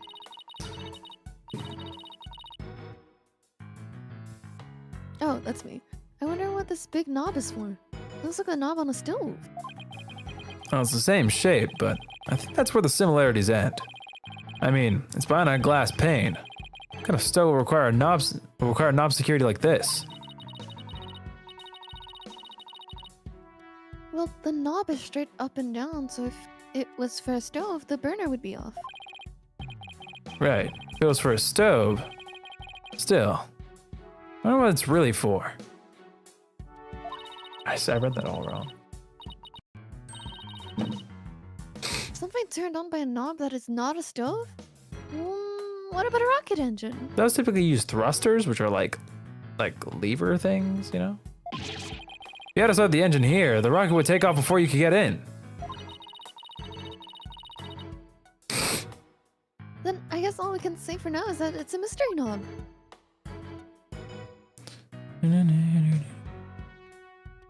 Alright, I'll clear on here. Anything else we haven't looked at quite yet? Oh? Bright purple sky, plenty of greenery, and a tranquil lake. The idyllic scene stretches on as far as the eye can see. It's beautiful. It lacks something to make it truly captivating. Okay. The spider web looks like a crack. That'd be such a cool thing if it was an actual crack on the screen, and not like a spider web. It would be cool. It definitely isn't though, because you can see like the little like the screen lines passing over it. It'd be really I know, it'd be cool. You're right, it'd be cool. All right. Oh wait, no, I haven't looked at this thing. It's like a bungee. What? Well, that's like to walk. Yeah, simulate pretend walk walking on the moon. Yeah. Bloom, bloom. Let's look at the bungee. It's another amazing piece of equipment. Walk on the surface of the moon, it says. Oh boy, I want to try it. Gravity's weak on the moon, so I bet I could do mid-air somersaults. We're still on Earth, remember? Besides, it's connected to the ceiling. At least I could jump really high. There's a sign on the wall that very clearly says, "Don't jump too high." Then what good is this thing? I'm with Athena on this one. I feel like you should be making a dedicated room for this thing with a high ceiling. Didn't I say in the beginning, walk on the surface? Didn't I? Oh yeah, no. Walk on the surface of the moon? My God, my brain is terrible today.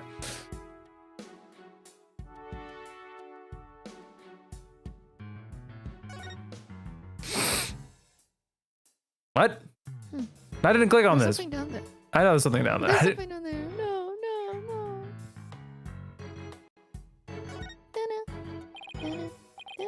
What's this? Trapdoor.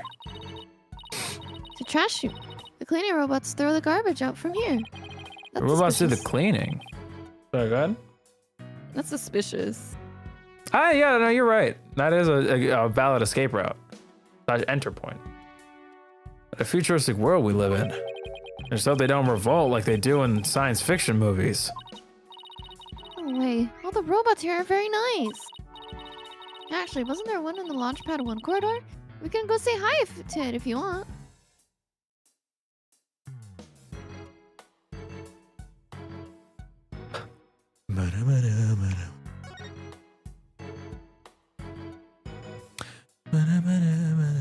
Oh, we can't look at the danger sign? Okay.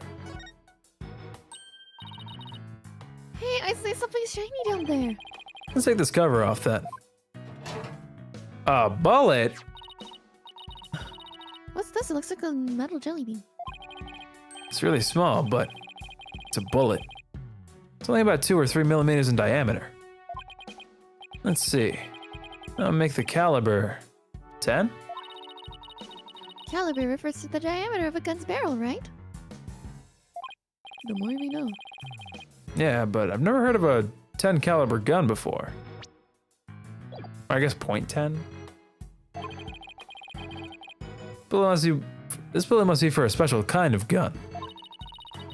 But if you tried firing this bullet this small for the regular sized gun, it would just fall right out. Yeah, this has been a really small gun. I wonder how the bullet ended up here. I mean, we're in the bottom left of the south door from the room according to this map. That's pretty far from where Chloe's body was. Maybe the police didn't look here. Yeah, need Detective Fulbright to accidentally hand us just the card we need. Bullet, discovered in a gutter that runs along the south wall of the boarding lounge. It was fired from a .10 caliber handgun. Added to the court record. Mana, mana, mana, mana, mana, mana, mana. All right, I think that's everything on this side. Are you ready to spin it? Wicka, wicka, wicka. That's the wrong way. We're going to the right. Let me just make sure all of this has been looked at. Oh. I just noticed that. Slide it over. There's some kind of panel with 2 buttons on it here. Is you? Just push it. That's the invariable principle of buttons. Nailed it. There's such things as buttons left unpushed. Oh, we actually pushed it. This is gonna be awful. Hey, the giant holographic image just appeared. Yeah, though, that side of the wall seems kind of barren without it now. Still, see if we can't find anything new with the image off. We'll do that later.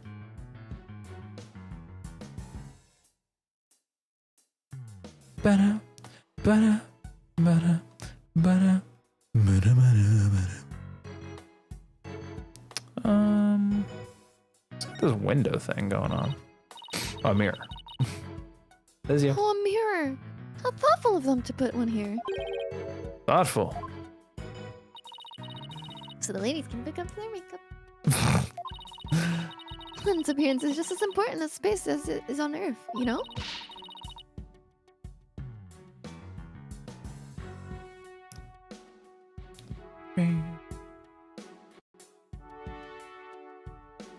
The fast. Sigh. I know. Oh. Everything good? Oh, they're still okay.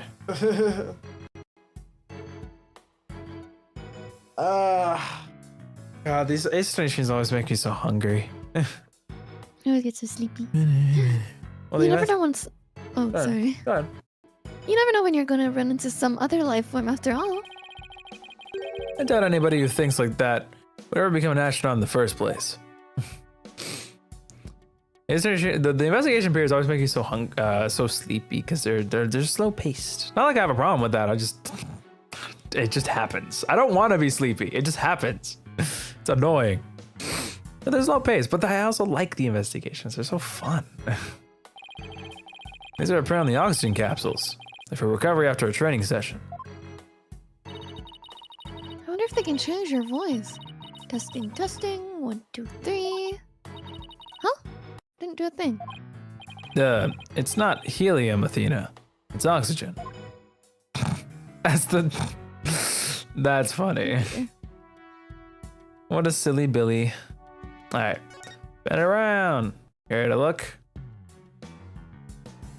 Like we're not like mortified. It's gonna be okay.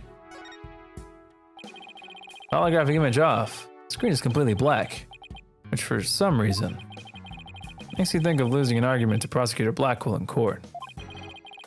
At least it's got my brain revved up. Come up with my best ideas at times like these.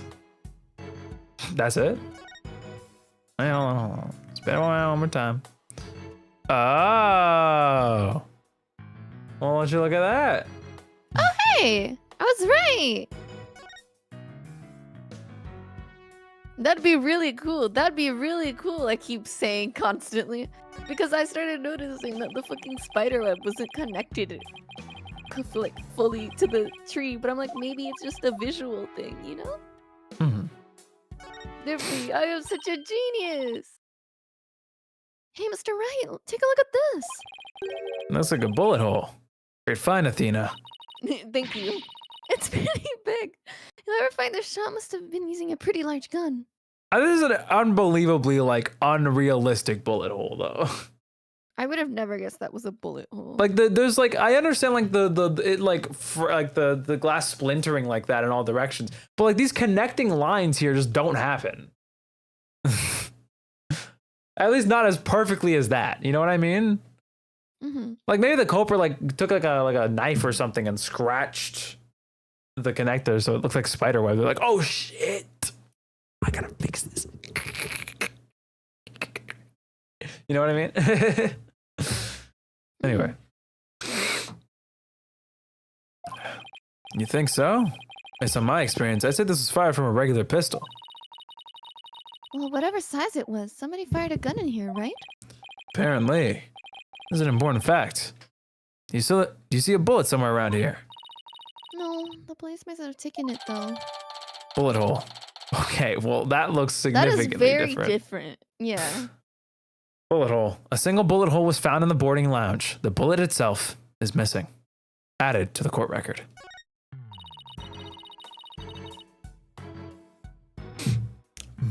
What does Detective Fulbright about this bullet hole later? Do you want to do this one? Sure. Welcome to the Space Center, guests. Welcome. AI taking over the world! Die, die, die, die, die! Anyway. What did this fucking robot do to you? Yikes. What in the world? My name is Punko. P-O-N-C-O. Punko! Oh, this is so cute. Are you sightseeing? Are you lost? Are you looking around? Choose one. I will guide you. It's a robot. I am not a robot. I am Punko. Oh my god, is this thing gonna testify in court? It has to have an owner, no? Yeah. Psychological observation and navigation companion. P-O-N-C-O. Punko. Oh, I'm glad we got that cleared up. Oh, Punko, I've missed you. Oh, what? Huh? You know this thing, Athena? Oh, she showed us around last time I came here with Apollo. Oh, they came together? Oh, you're such a good girl, Punko. That's such a good girl. Sorry. Oh, Oh, okay. thank you. Thank you. I'm so happy. So very happy. I don't believe you, Athena. Sorry. I know you don't know this, but I've been writing so much in that channel. Okay. And one of the things that I wrote down was, hey, the robots in this facility look like Athena's widget. I think she has some kind of correlation to being here. It's actually not a bad idea. With Black Quill as well, considering that Black Quill seems to know something and they share some kind of trauma or past together. So, you know, definitely something going on. That's an idea. I feel like it could also just be like these robots and Widget are just like possible in this current time period in Ace Attorney. That's why they're so abundant. I don't think that's it, because I feel like they're like both made the same. Does that make sense? I feel like they came from the same person who made them. Maybe. Little strap, welcome to stream. Uncle, my beloved. Wow, guide robot. That's pretty cool. My name is Phoenix Wright. Nice to meet you. I don't know you. I don't know you. Huh? Ouch, that hurt. Oh, she has to register people she meets for the first time. Please register him, Ponko. Certainly. Commencing as registration. Please tell me your name. A nickname is fine too. His name is Phoenix. A bit overly familiar, but I'll allow it. Phoenix, please let me get a good look at your face. Oh, sure. Registering. Facial registration sequence complete. Now, I won't lie. I agree with Phoenix. A little too familiar. You should be calling me Mr. Wright. Thank you very much. You're not officially friends. Nice to meet you, Phoenix. Robot is pretty cute. He made a friend, boss. Isn't it great? Phoenix, Athena, allow me to guide you. Right this way. Oh, goody. Let's go, boss. Go where? To Yaksa HQ? Yaksa. We're not calling it Yaksa. December. Yaksa. Oh my god. December 19th, Cosmos Space Center, Space Museum.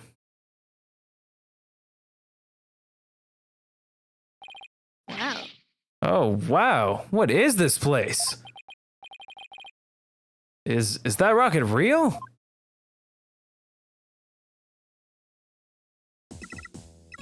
Welcome, welcome. The Space Museum is open to the public every day from the year. of the year. From 9 a.m. to 7 p.m. Learn about the history of our nation's space development in the Hat 1 project. The rocket is just a replica, but the same size as the real one. The Space Museum. Oh, here it is on the map. Okay, so it's on the exact opposite side of the main building from Launchpad 1. Space Center pamphlet. It includes a diagram of the boarding lounge and a cross-section view of the Space Center. Updated in the court record. Ponko is just like you, Billy. Ask me anything. Anything, I will explain. Explain this badge. Sorry. I'm sorry. I'm afraid I don't know anything about that. Oh, okay. No problem. I'm so sorry. I'm so sorry. I wasn't helpful. Oh, it's okay, sweetums. I will try to do better in the future. Please don't hate me. The poor thing. I feel bad for asking. See, and it changes expression just like Athena's widget. I know. Like the color. So, my brain, everything's... Oh, the red string is everywhere. But it makes sense if you follow it. This is quite the place. Can't believe we get to see a rocket this close up. This is a replica of the Hat one that was launched 7 years ago. It is exactly like the Hat one, inside and out. I keep going too high pitched for Ponko, and my voice can't handle that. Huh. Its little brother, the Hat 2, was supposed to launch the other day. I wonder if Ponko knows why the launch was canceled. Over there is an exhibit about launch 7 years ago. Check it out. Check it out. We left 7 years. Spacesuits, photos, newspaper articles. Meant to come here again on a day off. That would be a banger. I'm looking at this picture, by the way. Okay, tag yourself. I don't know you, I don't know you. Ponko, Yuri, Sol, and Clay. Yeah. That was from right to left. Why would you go from whatever? Oh, wait, no, that was from the right, sorry. Wait, No, was you it said it now? right. From right to left. From right to left. I don't know you, I don't know you. Ponku, Yuri, Sol, and I won't meet everyone in this picture by the end of the episode. Clay. We might. Or we might not. Maybe one of them is dead. Well, aside from the dead one. Aside from the recently dead one. Hey, what's this? What's this a photo of? It's the photo we were just zoomed in on. Okay. Oh. Phoenix, that is the staff of the Hat One project. Oh, this was a Starbuck. Looks so young, so different. Huh. And that's... What is it, Athena? Something wrong? Oh, nothing. Okay, she knows one of the two women. She knows one of the two women. I just thought Mr. Starbuck looked really young, too. That's all. Well, it was 7 years ago, after all. The young guy standing next to Mr. Starbuck. It's Clay Tarum, the victim. So they were mentor and protege even way back then. And he's even got one of the staff jackets. Looks just like a regular staff member. No, Clay is still a student then. He was just borrowed one of Solomon's old jackets. That's so you can see his little student coat under it. His little student uniform. Ah, okay. That makes sense. They would have still been in high school 7 years ago. Everybody looks so happy. You say that, but one of them definitely died. The Space Museum is great. What fantastic exhibits.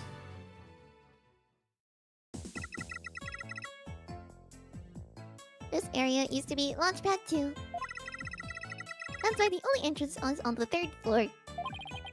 Wouldn't it be better if they just made a new ground floor entrance instead? There was talk of it, but they had to scrap the plans because of the budget cuts.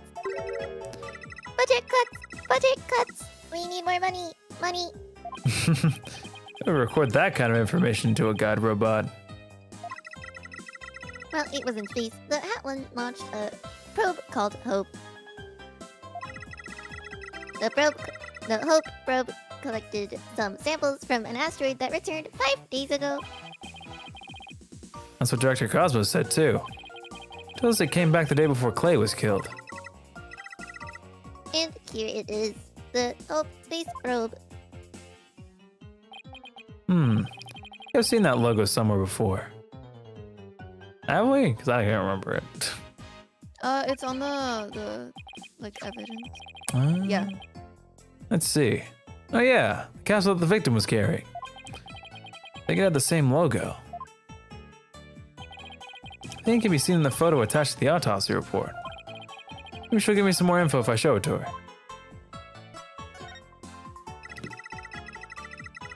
The way the Space Sensor launchpad is set up is really cool. Would you like me to tell you about it? Would you? Set up the launch pad. I jumped on my spiky-haired mind. I wanna know. Phoenix wants to know too. Great. Now Athena's got a case of ponchoitis. Hooray! I will tell you then. The rocket is built inside the launchpad structure. When the rocket is complete, it is moved along the launchpad over the rails.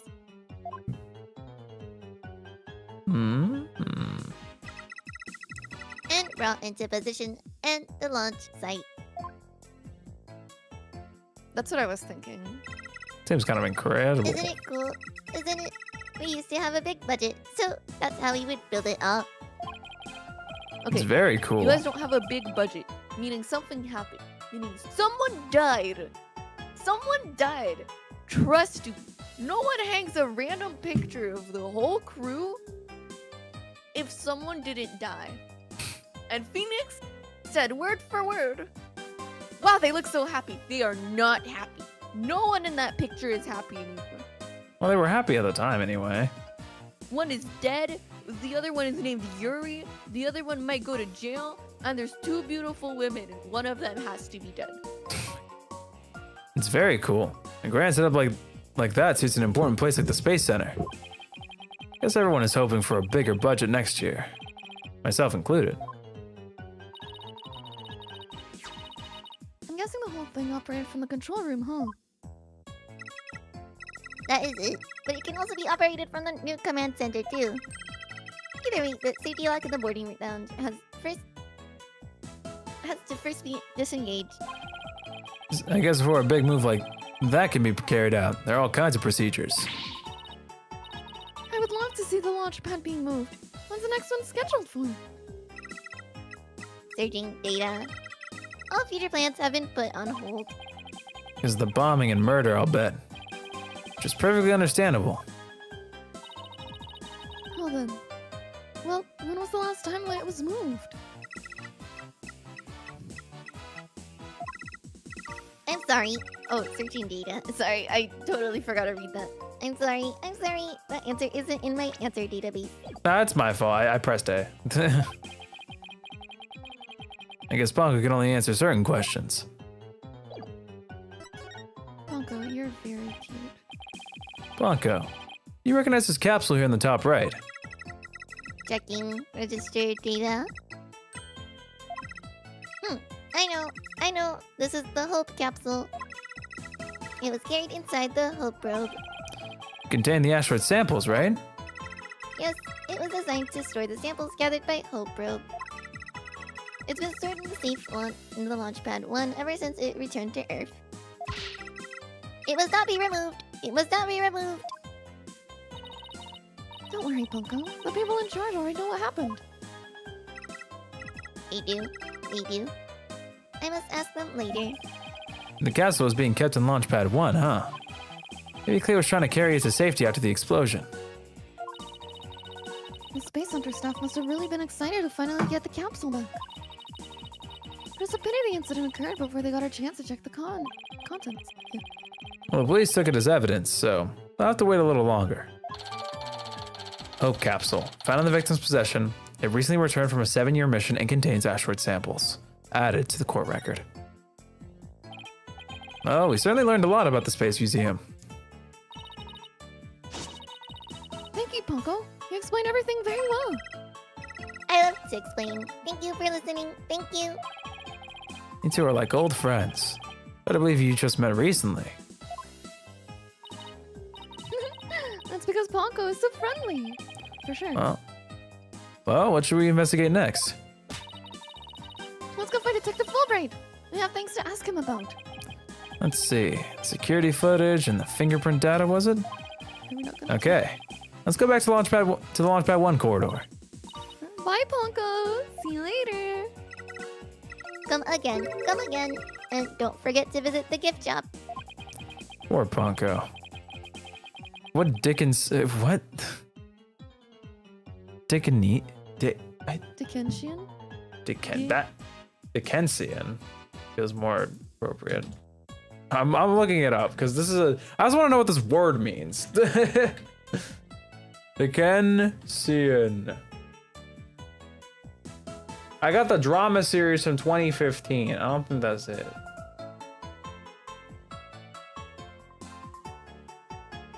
Okay, it just references a book. Okay, Phoenix, we get it. You read. A Dickensian life we all forced to lead. Bro thinks he's deep. Anyway, what are we doing? Oh my god. Is no one gonna like acknowledge the giant tear in like the uniform coat? Yeah, it's there. I know. I think that's like a different coat though.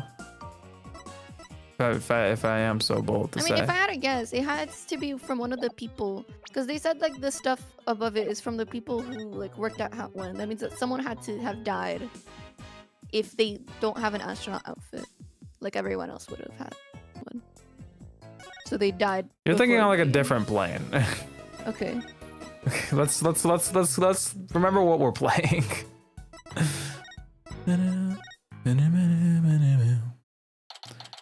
Alright. December 19th. Cosmos Space Center. Launchpad 1 hall. Corridor? It's a corridor. My mistake. Corridor, hallway, same difference. What should I do? Which path is the path of justice? There's Detective Fulbright. He still seems to be lost, even though street corridor. Let's hope he's still in a cooperative mood as well then. If he doesn't cooperate, then I'll just have to use my powers on him. You mean that lady in distress bit? Bam, bam, bam. Sorry. We found a bullet hole in the wall at the crime scene. You did! Our team found that too! It was Detective Arm who fired that bullet. What? Detective Arm? That's right! A warning shot for the defendant. Is it really such a high-threat situation that you need to do that? I'm afraid I don't know the details. What with Detective Arm gone and all? But I thought there were 2 people who discovered the crime scene together. We already know Detective Cosmos will testify, so tomorrow will be about what he knows. Hey, you're pretty smart. That's exactly what we were planning to serve as the main course. I hope it goes down easy.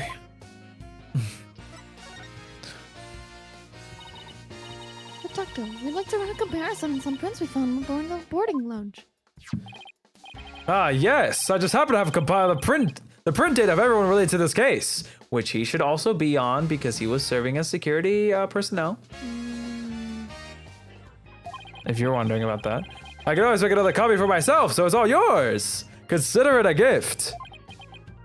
This is quite a bit of data. But when I said everyone, I meant it. Prosecutor Blackwell said to dig deep, so that's what I did. It sure took a while, though. Oh, he's got Apollo's and my prints. Apollo and I. Whatever. He even got prints for all the robots. Aren't they all just goddamn circles? They don't got fingerprints. Maybe they have like digital prints. It's not like it's gonna show up on the sensor, but I guess it's for general use. I guess when Blackwell said to dig deep, Fulbright didn't bother to ask how deep. Clay's fingerprints are here too. I personally removed his glove during the investigation. We had to get his fingerprints to confirm his identity after all. So I can't believe he took off his glove to get his fingerprints. Yeah, well, you can't blame me for thinking they're important in this case. There are a lot of doors that require fingerprint verification in the lounge. So depending on whose prints we find, it can completely change the tide for both sides. Makes sense. After all, the culprit's prints did get them past the fingerprint lock somehow. Oh, and take this picture. It might come in handy. Isn't this just a photo of the Launchpad 1 door? Yup. Prosecutor Blackwell seemed really interested in it for some reason. Huh? What's so important about this door? Let me just take a quick gander.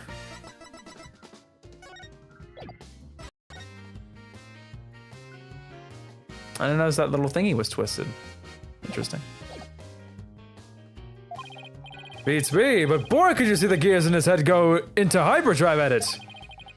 This is going to be a major point of contention tomorrow. Hey, don't forget about the brain comparison, boss. Right. Detective Fulbright, you can run the test for us right now?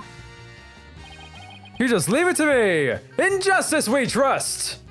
This is not Bobby Fulbright. Get off his damn case, man.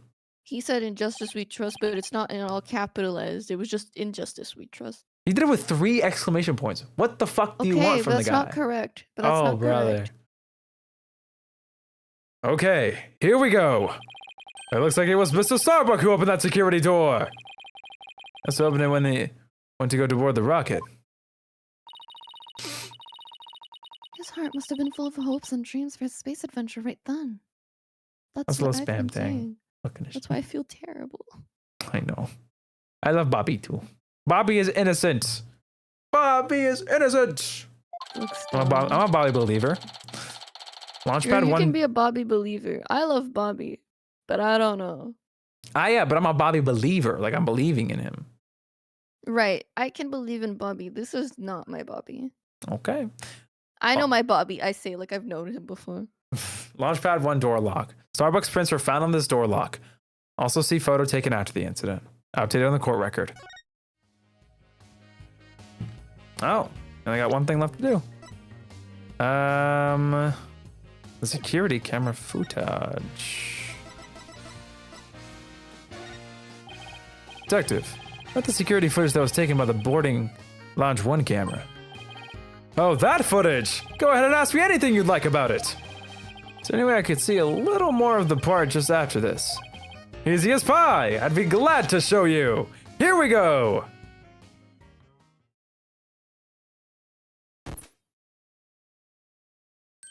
What? Huh? Screen went blank. Yes, apparently the after effects of the explosion damaged the wires. So there's no footage after this point. Ha ha ha! Why didn't you just say so from the beginning? He wanted to be dramatic. It's kind of cinema. Security camera video. Video showing the defendant and victims escape from the corridor. The video ends immediately after the scene. Updated in the court record. Something definitely seems to be up with you, detective. You're unusually cooperative. Well, I just figure if we work together, we'll get that much closer to justice, right? But it seems something's really been bothering you. You don't have some ulterior motive, do you? What? I don't know what you're talking about. I would never do anything like that. Oh, here we go again. Alright, cinema. I love. It's been a while. Knowing. Those are definitely psyche locks. What do you think about the arrangement? Oh my god, we're in 8-bit. Not 8-bit. It's more like it's kind of like a. It just makes me think of the 8-bit covers.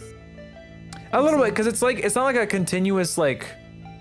It's like bit crunch. It's like crunch. It's crunch down. I don't know how to explain it. I don't think it's more like they took like instead of like playing an instrument, they like took recordings of each note of the instrument and then used that to make the song. You know what I mean? It's like a synth. Yeah. Yeah, synth. I didn't know what it was called. Sorry. I don't know, I'm guessing. I'm saying random shit. You just mouth psyched. Is there something I should be psyched about? No. Psyche lock. It's a system of locks on the secrets in a person's heart. I can see when people are trying to hide those secrets by using the power of this Magatama. Sending evidence can break those locks and reveal any secrets they're hiding. But Mr. Right! How is it they bilk you out for that piece of rock? Have you been swindled? I know some lawyers I can introduce you to. He's funny, man. He's funny. I'm more than capable of representing myself, thank you very much. He's done it before. It isn't some kind of fraud. It really works. Brent gave it to me a long time ago. But I guess seeing is believing. Allow me to show you. Let's see what presenting the Magatama X will reveal, shall we? We're so bad. Take that!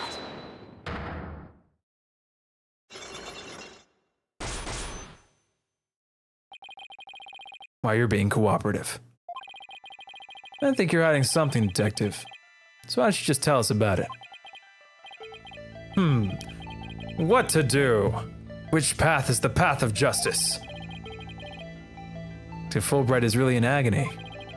But this is the issue he's so torn up over. Gee, I wonder what it is!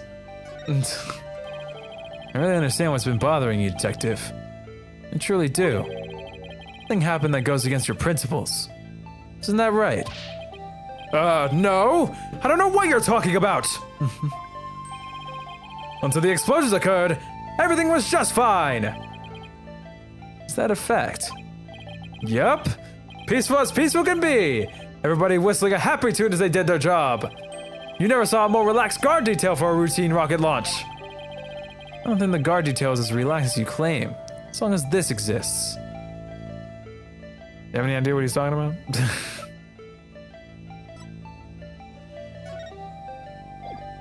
I'm just like... Sorry, my body's like... Ain't good. Oh, evacuation report. Please, gave evacuation instructions. There was a power outage and no, they were like on. They were. Ah, no, they were locked in, man. What are you talking about? What are the explosions? What was supposed to happen? What was supposed to happen here was a rocket launch. And yet, security was so tight they even brought in a special task force. I'd only describe that as a relaxed guard detail. And now hold on just one moment. The entire nation had their eyes on this extremely important rocket launch. That's why I was called in on a special security detail. As talented as you are, I can certainly believe that was true. Was there some like inside information that he knew that that could have? Ben, I'm listening. Maybe he knew something. Because, hold on, open the thing. I just want to check. Oh, we can't see the evidence. No, we're presenting a person this time. Okay, I think it's her. Because why would she be there at the scene of when it all happened? Unless there was prior knowledge that there was a bomb. Good cook. I was gonna say himself, but this art is so pretty. Sorry, I gotta talk about it. This is such pretty art. I love his little chin thing. Oh, it's so cute. No, I just think that his eyes look so nice. The comparison between him and fucking wait, is Athena taller in her mugshot? A little bit. Oh, that's sorry, Apollo. Hi, Junie. You look so scared in your thing. Anyway, let's do the thing. Between Fulbright and Simon is so funny. Detective Arms specializes in bomb cases. The fact that she was here on hand means that you people knew there was the possibility that a bombing would occur. You've got me, Mr. Right! Unlock successful. Thank God I don't have to worry about the meter draining when we get Castace and Psyche locks. That should freaking... Ugh. Oh, he's got such pretty eyelashes. He's so fun to draw. Those eyelashes are eyelashes of justice. He cuts through the eyes of lies, the lies of eyes. You get the point. His eyes are blinding. All right, I concede. You win. Just as you say. A few days before the launch, we were warned about a potential bombing. But the plan to launch went ahead in spite of the threat. But why? What were they even planning to do if someone got hurt or killed? Psyche locks were kind of nerfed in this game. Good. Psyche locks made me feel stupid. It's in the second game. And they had hands. Anyway. Yeah, I know. The decision to move forward wasn't exactly just, was it? That was the warning delivered. By phone and directly to Dr. Cosmos. But the police department instructed everybody to keep it under wraps. That's a big thing to keep quiet about. No wonder you were so upset. It's not only that, I've been distraught about Prosecutor Blackwell as well. Oh my god, my brain. Prosecutor Blackwell. Well, as his handler, sure you have a lot of difficulties. That's not it. It's a question of justice. Been wondering about why he's allowed to stand in court. Oh, you just now thought of that? Why a why a convict is allowed to be a prosecutor? You just thought of that, button? Whatever. Wow. Sorry. Bobby, I love you, but you're a little dumb. I think he's purposefully done. Let him go! No. He confessed! No. I feel like the kind of person to have him pinned to the wall and good cop, bad cop. You're like, I don't think this is the guy, and You don't what with him on the 9 wall? hours. I'm just holding him up. I know what you are. I know what you are. You will crack someday. You will crack someday. Yeah, okay. Anyway, let's continue. Or isn't he still prosecuting? Detective Fulbright, please tell us you know. Everything you know. Sorry. It's okay. Well, talking to you folks about it would definitely be breaking the rules. Never mind that. What rules? be broken, right? Well, to tell you the truth, having a prisoner act as a prosecutor is highly irregular. I think we guessed that much. So why is it being allowed? I've been wondering and wondering about it.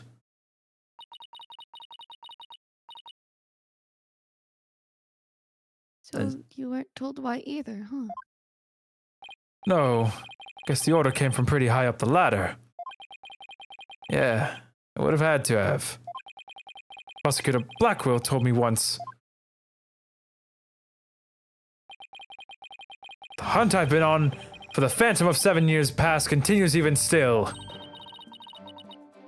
7 years past. Again with the 7 years? My theories are coming together. My theories are coming together. The Phantom, huh? Not one of the friendly variety either, I gather. This Phantom of 7 years past. Any idea who or what he was talking about? Not a clue. He seems to think that this Phantom is behind this whole incident somehow. Wait a minute. He thinks they may be connected to this case.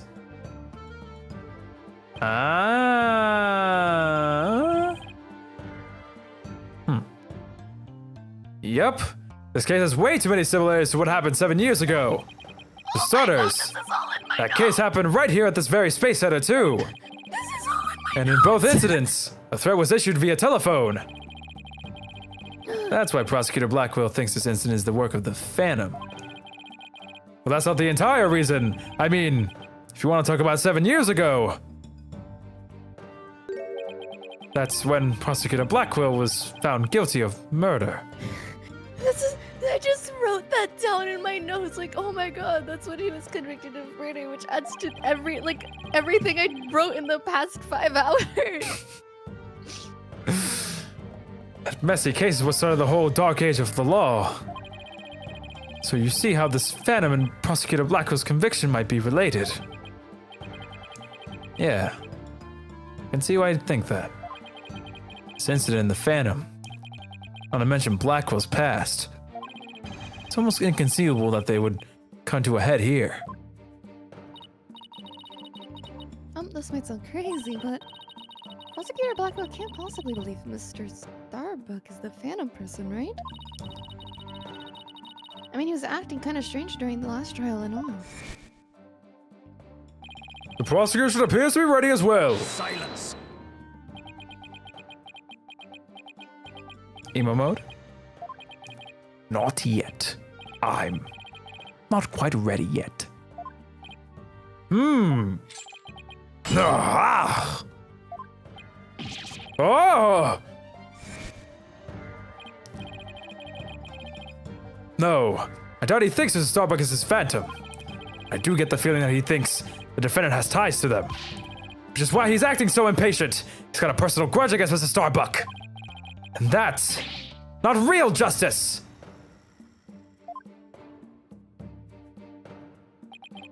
Always trusted in Prosecutor Blackwell's judgment until now. But this time, I'm just so overwrought about it all. He's lost his ability to think rationally. Afraid it might lead to a false conviction. How can you hate him? Please? Well, you don't hate him, but you know what I mean. He's an innocent little guy. Yeah, I'm convicting him, okay? Huh? I'm deep in my notes right now. I'm still gonna convict him. Oh my god. Never seen Detective Fulbright so tormented. This must be why he's so cooperative. Don't worry. Exactly what we defense lawyers are working to prevent. I feel bad for Prosecutor Blackwell, but I'm going to be rooting for your team this time. Aww. Sweetums. But don't tell him that. You have to promise me you won't. Detective Fulbright. I guess I was wrong about you. I swore to reform Prosecutor Blackwell and make him a valued member of society again. So I can't just sit by and watch him give in to his emotions and tear the defendant apart. You're the only ones who can stop him in court.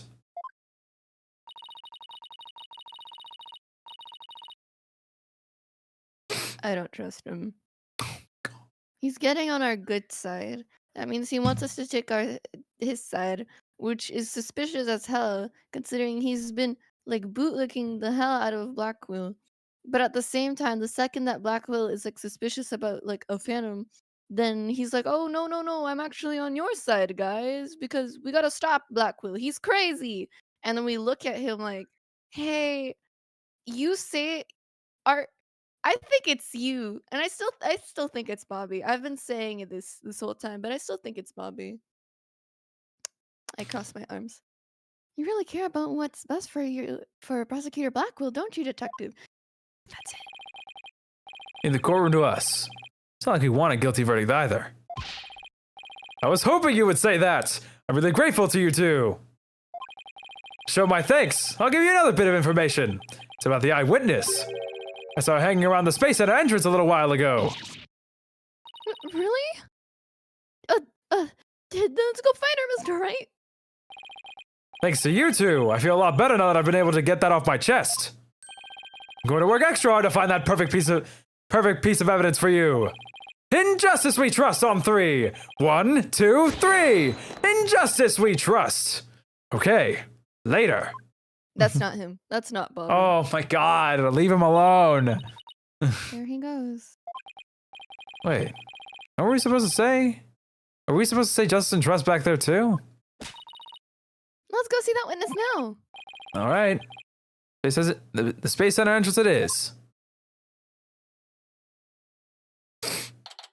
You want to keep going? Is- Hmm? Do you? I'm down. I think we're actually really close to finishing this section. I feel like there's still like a fair bit.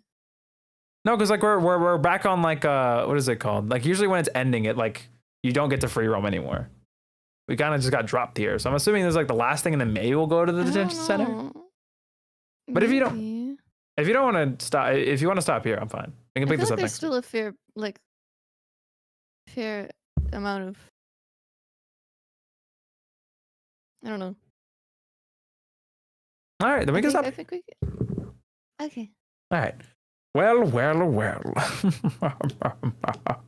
That's going to be it for today's stream. Hello, hi. I hope you guys have been enjoying the Ace Attorney goodness. No. You've been eating so good. This episode's been really, really fun. What is this? Why are you get back? There you go. Anyway, I like that they started with a trial this time. That was fun. Guys, little mix up. It was nice because it went so smoothly, only to end so tragically. Makes me think of Mia. Oh, is the music that's playing helping you with that one? Oh no, I mean like the. I meant like her case with like Dolly, or like her first case. Yeah. No, I know what you're saying. Yeah, where it like kind of just ended tragically. Anyway, I'll be live again mañana. I almost said Sunday, like it wasn't Sunday tomorrow. For some Splatoon morning, it's a golden rotation. You know I gotta play. It's good stuff. We will be live again next week on Friday, the usual time and day, hopefully. I hope. I think we should be fine. To continue up episode 4. I don't know how long this episode's gonna be. It could be short, it could be long. There might be 3 trials, there might be 2. I don't know. We better find out. Anyway, that's all you're getting out of me. I'm gonna go. I don't have anything to say. You don't have anything to say? Really? Nope. I still think Bobby's suspicious though. I'm a Bobby believer. I hope you know. I have so. You should check. I'm gonna peek at it. I'm not gonna read it like crazy, but I'll skim it because I don't want to. Because you end up being right too often, and I don't want to get you. I don't want to get indoctrinated by your malarkey. That's like 50% right, 90%. I spent so much time writing. Fine, I'll look at it. Anyway, I'm out of here. Bye bye. I'm so tired. I only got like. You got like 6 hours sleep. Oh, 6, yeah.